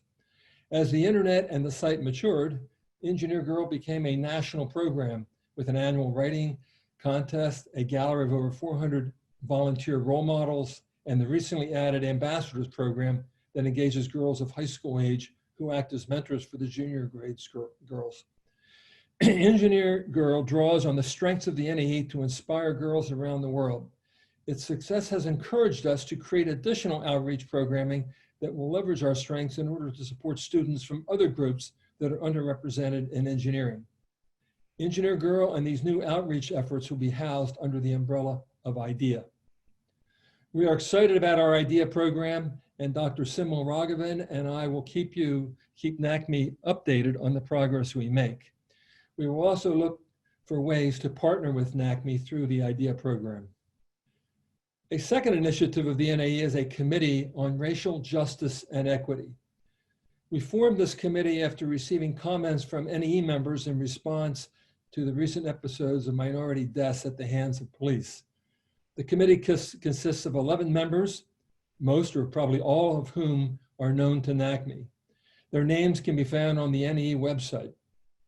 So it is now my pleasure to turn the microphone over to NAE member Dr. Percy Pierre. With this audience, Dr. Pierre is truly a man who needs no introduction. Dr. Pierre is the chair of the NAE Racial Justice and Equity Committee, and he will say a few words about his tasks and goals and maybe provide a little bit of history of how we got to this point. Percy, I turn the microphone to you. Okay, John, thank you. Let me apologize in advance. I woke up this morning a little hoarse, but I think I can get through this. Okay. First of all, I want to thank NACME and Michelle in particular for organizing this meeting. The meeting is timely and it addresses challenges we face as a nation. And I've learned a lot in listening to the early part of the meeting, and I look forward to learning more. Now, the National Academy of Engineering, some of you may not know, actually created NACME in 1973 and spun it off as an independent entity in 1981. The early history of NACME can be found in an article I wrote in John Slaughter's book called Changing the Face of Engineering. From the beginning of NACME, I've had a close relationship with them and watched NACME make significant differences in underrepresented minorities in engineering. And frankly, I'm quite proud of what NACME has done and persisted in doing. I also want to thank John Anderson for creating the NAE Committee on Racial Justice and Equity and asking me to be its chair. And I want to thank some of the distinguished members of that committee who number now 12, and two of whom you perhaps have heard from today, Gary May and Darrell Pines. So we're at the beginning. Let me tell you a little background on how the committee got started. For the past year, Darrell Pines and I have been working with NAE and John Anderson on various diversity efforts. But after the killing of George Floyd in Minneapolis, we all realized we needed to do more. That was what we did in the past would not suffice. And one result of this new urgency was the creation of the NAE Committee on Racial Justice and Equity. The inclusion of racial justice in the title meant that we needed to look beyond NAE's historical interest in engineering education. Like the medical and legal professions, engineering is also a profession committed to the public good. That is why NAE established the Grand Challenges program, some of you may be familiar with, that attempt to address major challenges facing the world. And as Gary May said in the first meeting of our committee, racial injustice and inequity is a grand challenge for us today. Our committee needs to see what we as engineers in the engineering profession can do to help mitigate societal impacts of racial injustice. So that was our charge. The committee had its initial meeting August 31, 2020, and we recognized that we needed the support of the broader engineering community to accomplish our goals. The committee couldn't do it by itself. To call for that support, John Anderson added a speaking slot at the annual meeting of NAE this year. He asked John Slaughter, a former president of NACME, to give a major address on this subject. And John Slaughter consulted with the committee on the message he will give. Our aim is to engage the entire engineering community on the problem.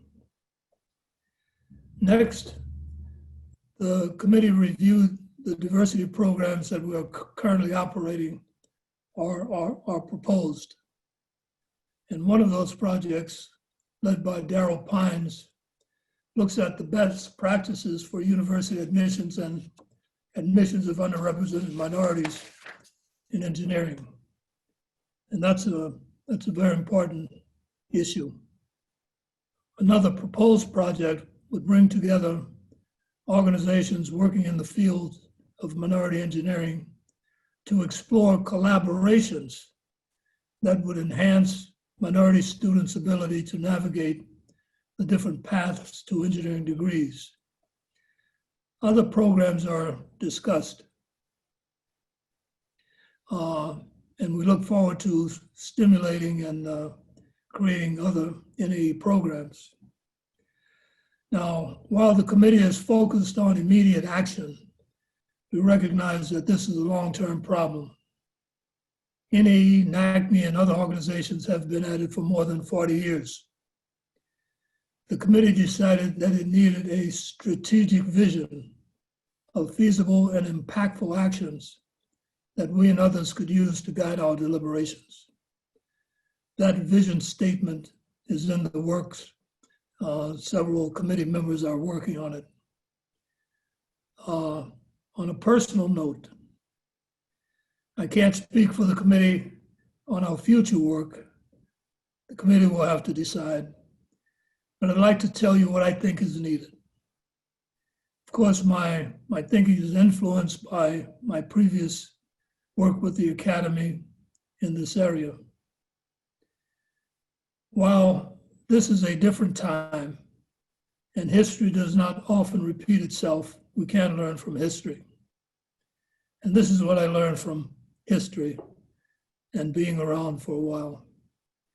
Addressing this problem will take financial resources as well as the commitment of leadership by the chief executives of companies and universities.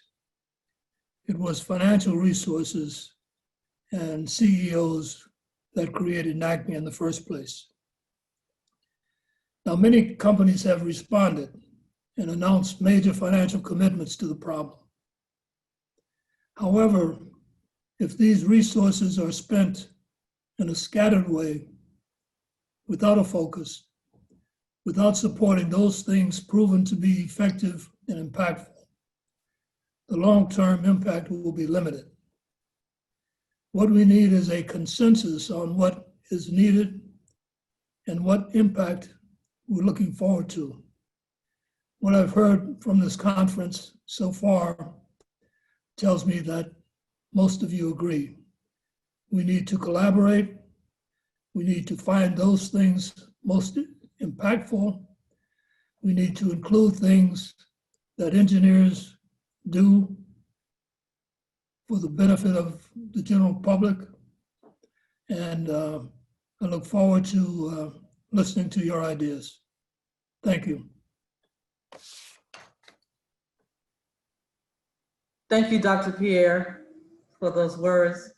On behalf of NACME, we definitely look forward to collaborating with the National Academy of Engineering on this effort. And thank you, Dr. Anderson, as a member of NACME's Board of Directors, for your commitment to making sure that NAE, in founding NACME, that is still actively involved from a leadership position. We truly value your efforts.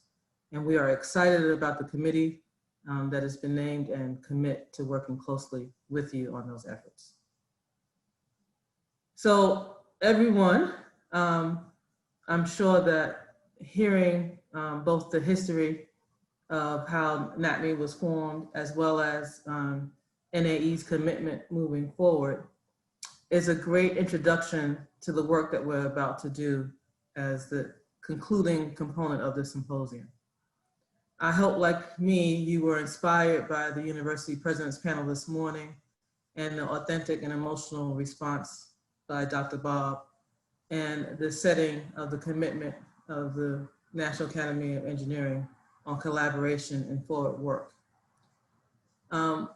This segment of this symposium, we want to hear from you, all of you that's on the call, in a virtual town hall.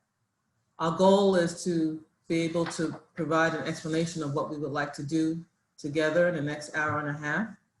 And we have speakers lined up to be able to talk to you as it relates, talk with you as it relates to focus areas that we would like to concentrate on during this town hall. To give you an overview of this process, our intent, the overall program, I'd like to introduce Dr. Carmen Sidbury, NACME's recently appointed Senior Director of Research and Development. Just to give you a brief bio about Carmen, Carmen is the first African-American female to earn a PhD in mechanical engineering from Georgia Tech. She earned her BS as a NACME scholar and her master's degree in mechanical engineering from North Carolina A&T. Aggie Pride, I saw a lot of Aggie Pride in the chat.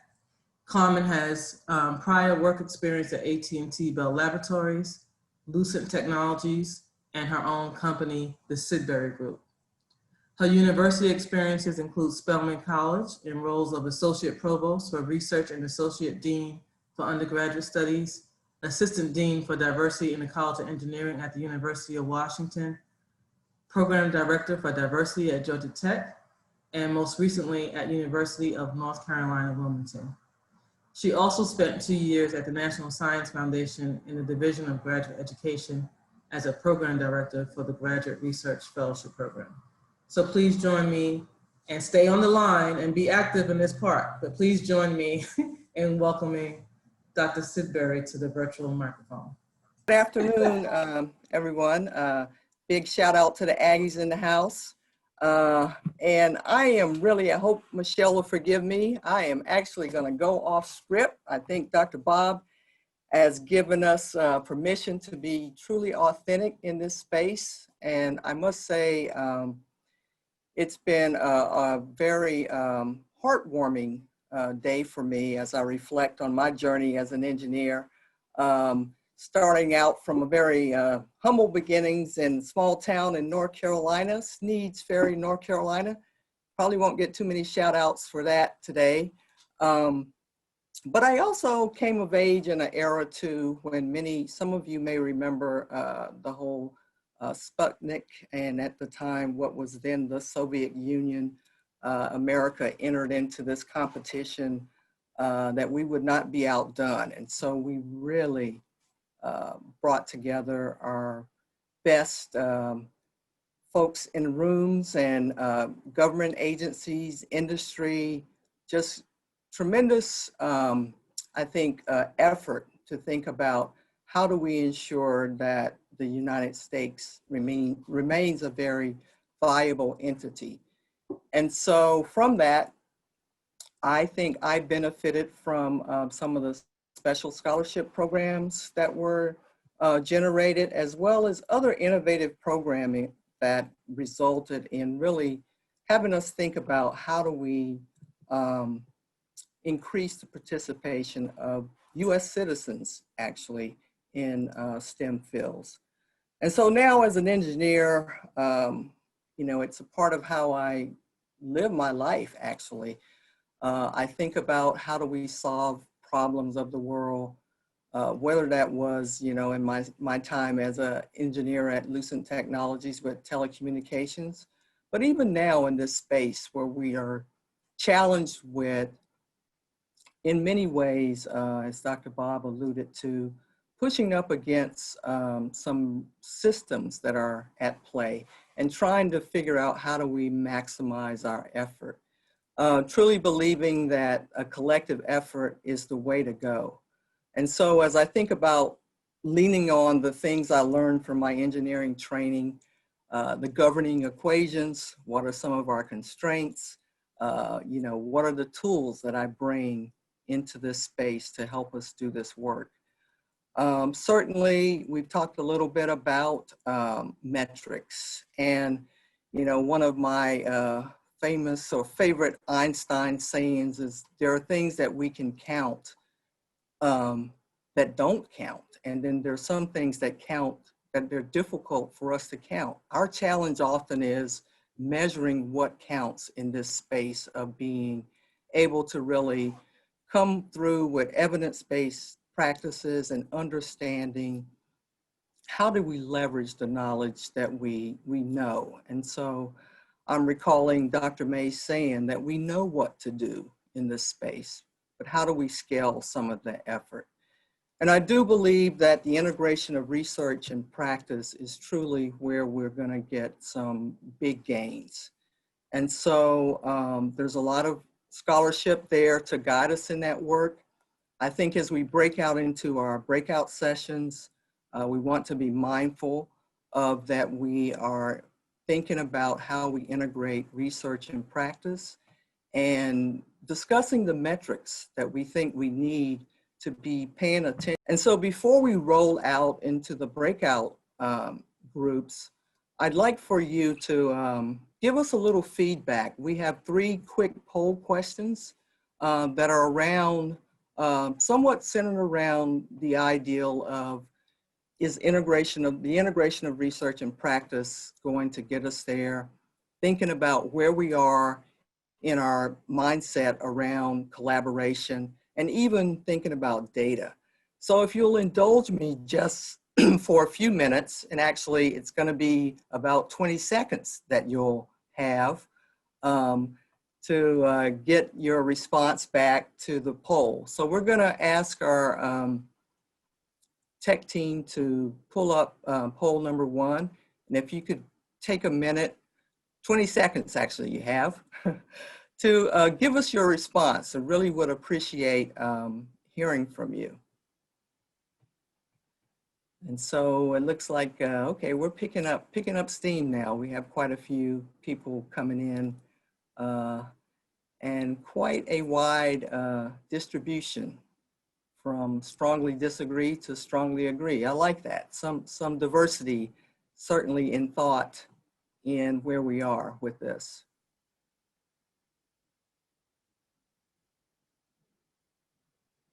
Great. All right.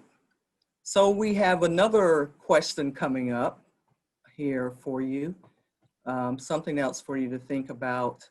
And remember, there are no wrong answers. We really want to hear from you where you think, where you land on this question.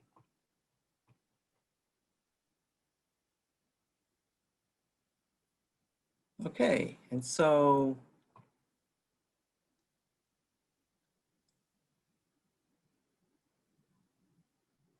here we go with one more.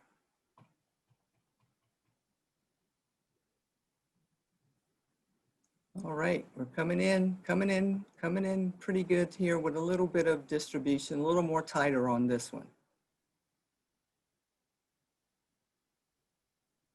Wow. Wow, thank you for responding. Great. All right, so I think we're up to the last one, last poll question. And this is around data systems, and some of this work we're gonna go a little deeper into as you move into your breakout rooms.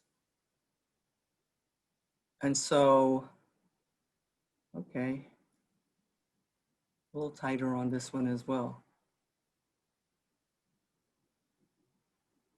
Great. So thank you for your responses. You know, here at NACME, we really, I think, we've had a great success over the years in the work that we're doing. And as we think about moving forward, we really believe that a collective effort is really going to drive some impactful results. And so we're looking at really 4 pathways that we're going to seek your input on. We'd love to hear from the community around the 4 pathways. We're looking at K through 12 efforts. We're looking also at bridge programs as we transition students from high school to college. There's going to be a breakout focused on professional development in terms of internships and skill development, particularly in the areas of computer science and engineering. And then there will be a discussion about mentoring and the role mentoring will play in the work going forward. So you will be directed, it's gonna happen magically almost, into your breakout based on your registration process. And once you're in the breakout, there will be a speaker who will facilitate and lead the discussion. We will have a note taker, and then we will have someone who will be reporting out when we come back into our general session. So we'll all have an opportunity to hear from the 4 breakout groups when we reconvene in about 40 minutes. Okay, so I think it's time now for our tech team to move us to our breakout groups. And we look forward to hearing your lively discussions. Thanks.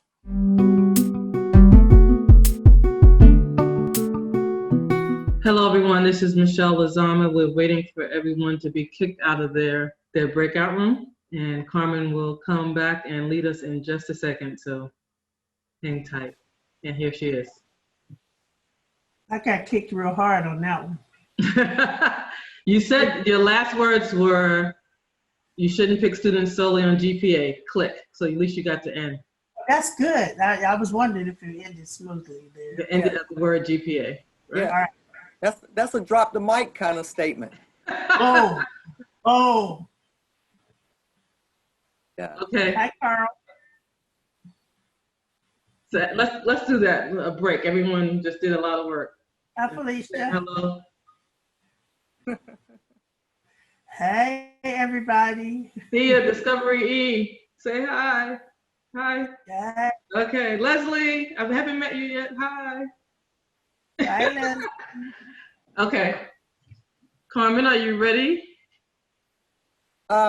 Yes. So we thank you for participating in that session. I know some of the discussions, we were really just getting warmed up good and ran out of time.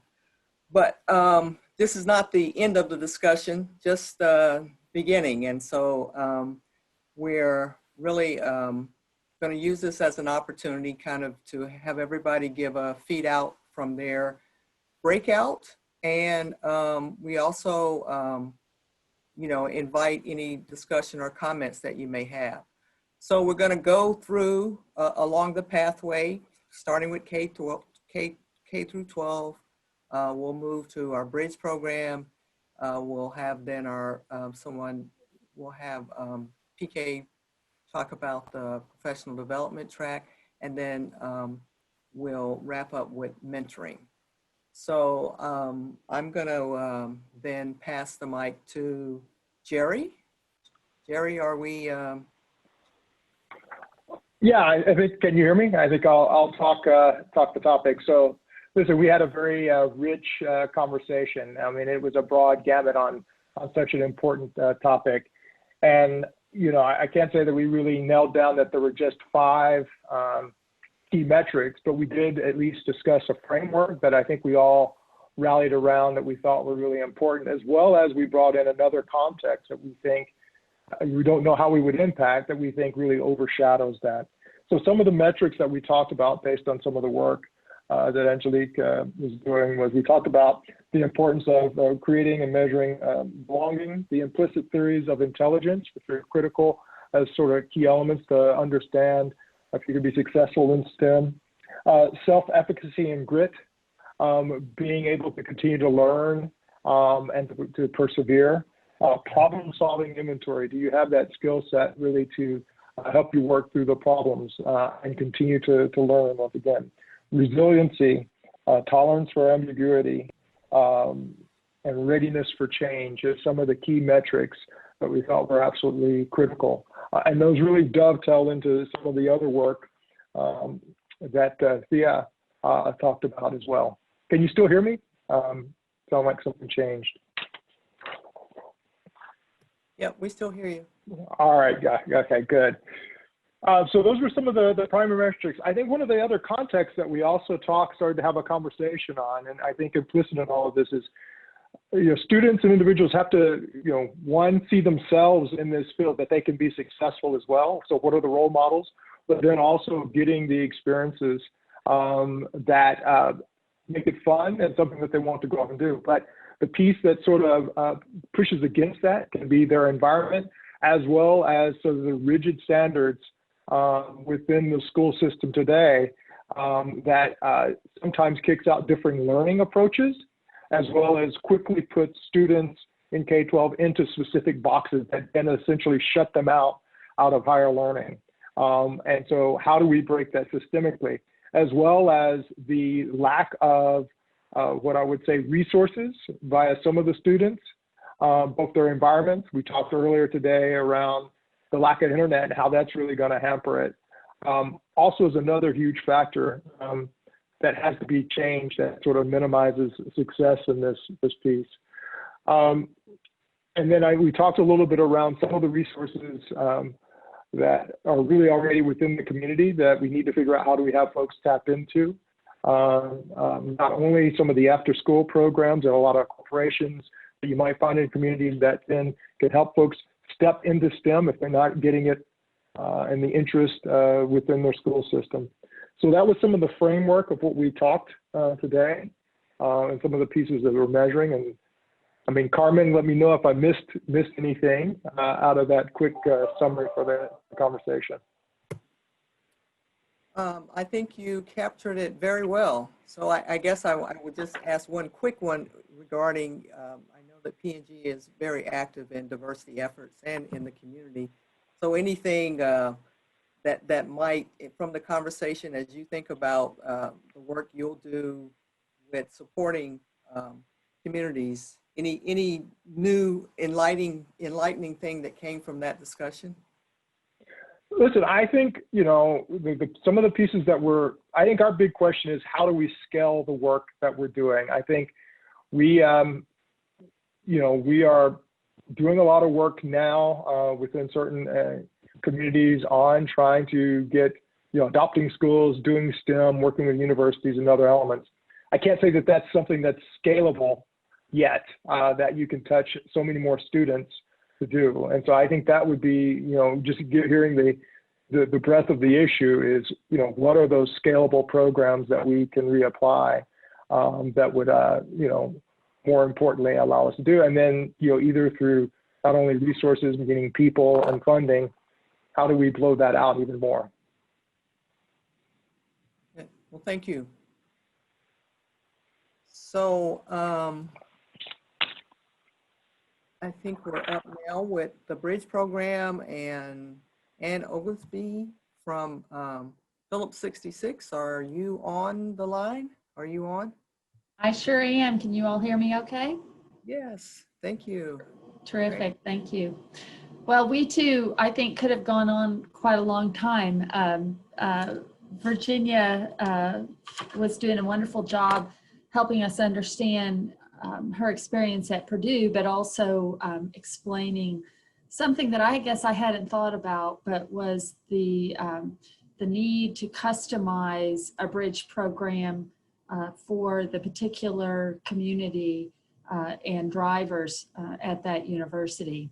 So we started the conversation understanding that a bridge program is not just a moment in time, or it shouldn't be. It's not just a certain 3-week period, but Virginia explained that there's a life cycle to the experience that starts and overlaps with the K through 12 conversation of universities reaching down into age groups. At Purdue, they start as young as 7th through 8th grade and 9th and 10th grade, particularly focused on math, but then have a 11th grade boot camp, which I thought was really interesting, to have those students come to experience a college bridging experience that then sets them up for success in their senior year as they're launching towards college. So it's outreach, it's recruitment. Then once you get them on campus, using those bridge programs as a means of setting them up into the retention process that you have at your university. The one point that Virginia made that really also resonated with me was while we sometimes look at math proficiency as a metric for understanding who might need to go through a bridge program, in most STEM curricula, you are not expected to be proficient in math. You are expected to pretty quickly get to an advanced math capability level. So it's not sufficient to just drive towards math proficiency. And she made the point, metrics to get into engineering school are competitive in the base case. So how do we recognize that and set up those students to compete in what is already a very competitive environment? So besides understanding that life cycle, we also talked about a lot of specific metrics. And my big takeaway from that conversation was you have to drill down. You really have to understand at a deeper level your student community. So Virginia gave examples of looking at success rates in gateway courses, looking at how your underrepresented minority students are performing in specific courses through specific years, understanding their backgrounds, what schools they went to, what is their first semester experience, and recognizing that first semester experience may be as much or more about them adapting to the college environment or the issues they are facing outside of just the academic challenge. She talked about customizing the solution and the bridge program depending on the college. So some schools really focus on teaching math that may be not offered in high school if that's what their student population has as a need, particularly for underrepresented. But then also you might have a lot of college, community college transfers. We had someone on our breakout who represented that pathway. So it was fun to hear her chime in and relay her real life experience. And then I guess the last thing I'll wrap up with is we too also talked about the importance or maybe not the as strong an importance of grades and really the importance of getting to know the story of the student, the why that impacted their grades. And so Virginia, correct anything I may have misstated there, please. Sounds like you were very engaged in the conversation. Thank you for that great readout. Okay, so we're moving here quickly. Want to make sure we get everybody's voice in on this. So PK, are you with me? Yes, I am. Can you hear me? Yes. All right. Can you see my screen? See your screen. Oh, yes. Okay. So we had a great discussion as well. So we tried to, kind of put the key points on the screen here. So we covered a lot of ground. And again, we were also just getting warmed up with the discussion. So one of our themes was this whole concept of leakiness, right? As you go from K through 12 to the undergraduate, and then, you know, what happens there, and how do we prevent the leakiness of that entire system. And this resulted in a discussion of, you know, how we need to integrate the programs together, because some of this leakiness happens when you go from one step to the next, right? So that was the theme. How do you start all the way from perhaps the freshman year, and taking the example of internships, right? How do you give the students meaningful projects during the internships that are linked to their field of study and help them in academics when they go back, but also are very focused on the outcome skills that they need to get into the workforce. Okay, so that was one thing we talked about. We had some really great examples. We had 3 fantastic examples of real programs out there that people have implemented. I think it was Alan who mentioned the IBM program. I may get the names wrong, but we had 3 programs. One was the P-Tech program from IBM. The other one was from NSBE, but working with Northrop Grumman and then scaling that out. And then again with NSBE, there was a McKinsey program that has just started using 6 different student personas, right, to really kind of traverse that whole, you know, spectrum of bringing them in for internships, but also providing mentorships and you know, other professional development opportunities, right, when they're associated with a corporation. So those are 3 good examples with some really good metrics as well that we can all, you know, share and learn from. There was another theme around which Karen brought up some really good insights into the non-traditional approaches to learning, right? She talked about, you know, using gamification, the culturally relevant ways of learning.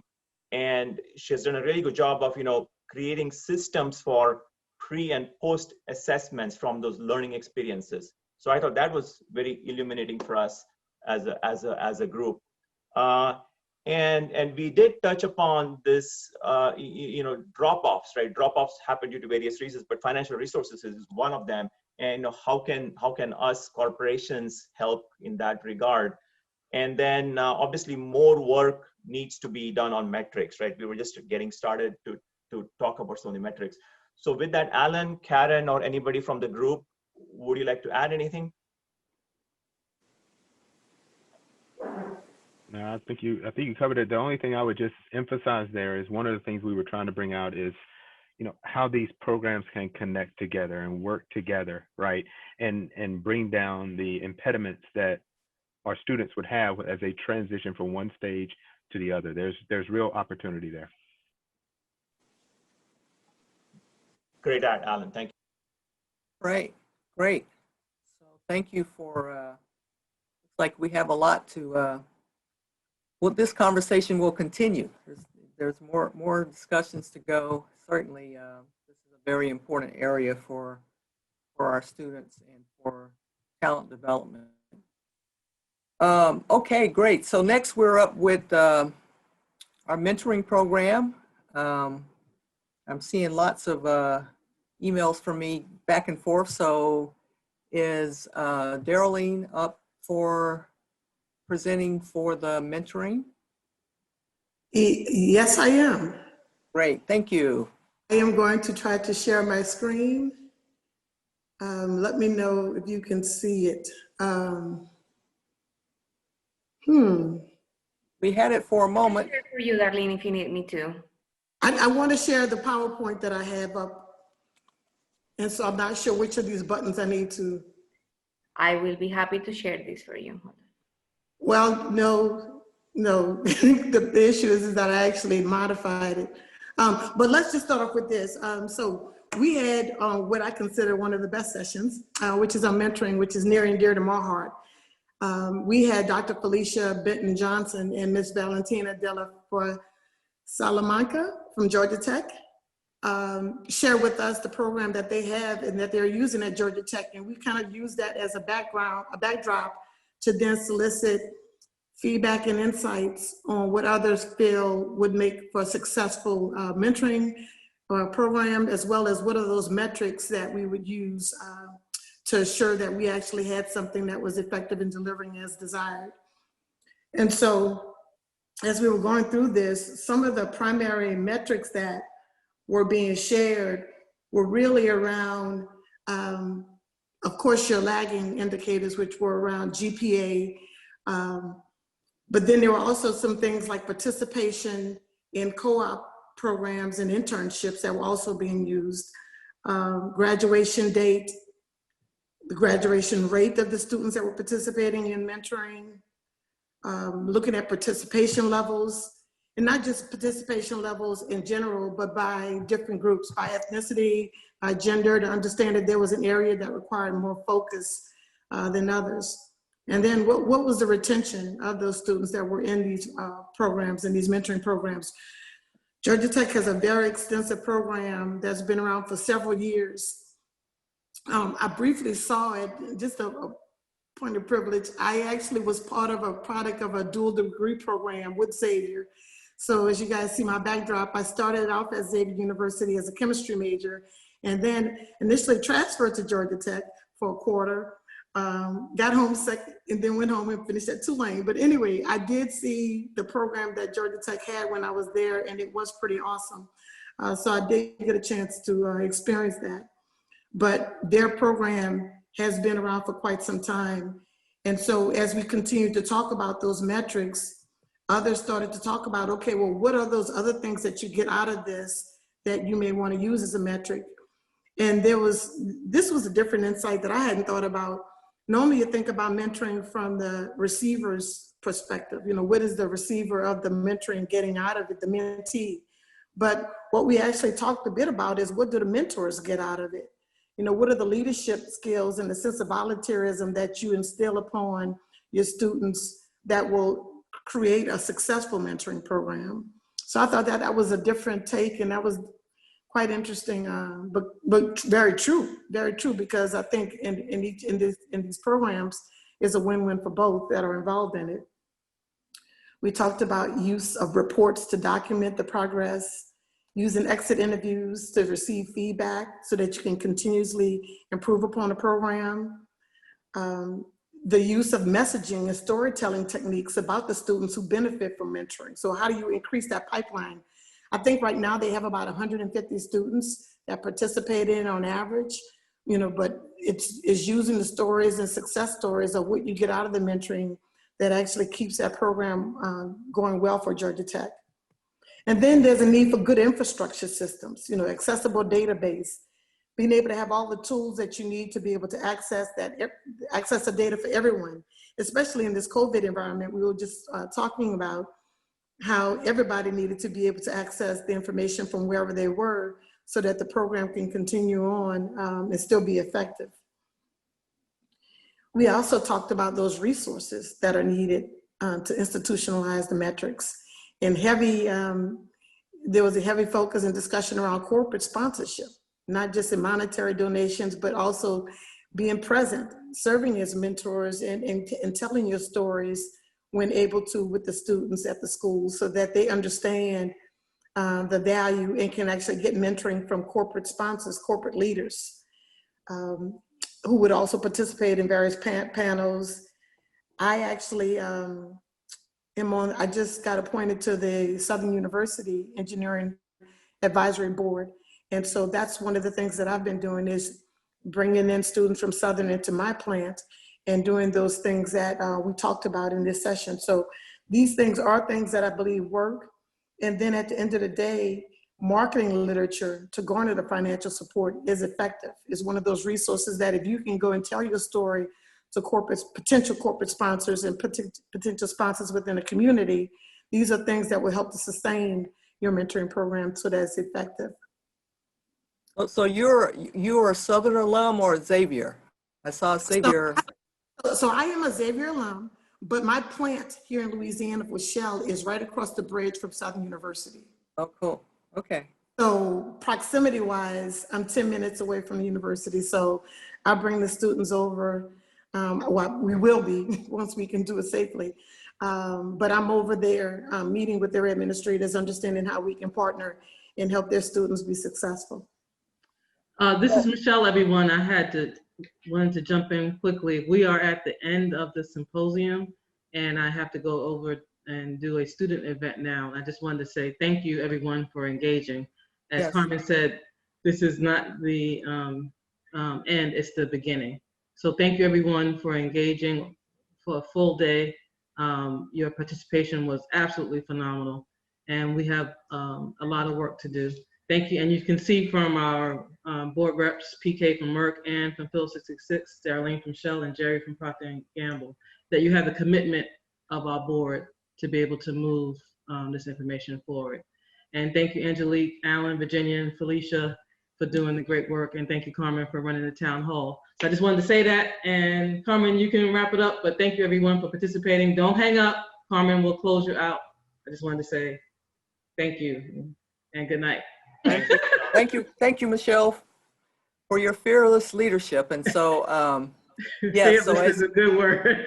Yes, well, so as we go out in the world, as we leave this place, I mean, I think, wow, today certainly, I will say, we've witnessed the dreams of many of our ancestors today. And while there's much work to be done, we have to take a moment and celebrate some of the successes. And so, in spite of the challenges ahead of us, we know that we can do this, and we know what to do. And each time that we've faced a challenge, no matter what that's been, we've risen to the occasion, and I'm confident that we will do that again. And so— Hey, Carmen, this is Frederic. Let me interrupt you a second, okay? Before you conclude. First of all, Carmen, let me congratulate you. It's the first time I had a chance to see you in action. I had a chance to meet because of COVID. And, since you joined NACME, and we're so happy to have you. You did a terrific job today. I wanted to thank all the panelists as well, including our board members who participated. But I was able to talk back and forth in some of these, and I really want to commend everyone, because we really need to share this education, because I spent today learning about so many things I did not fully appreciate, and the different perspectives were so invaluable to all of us.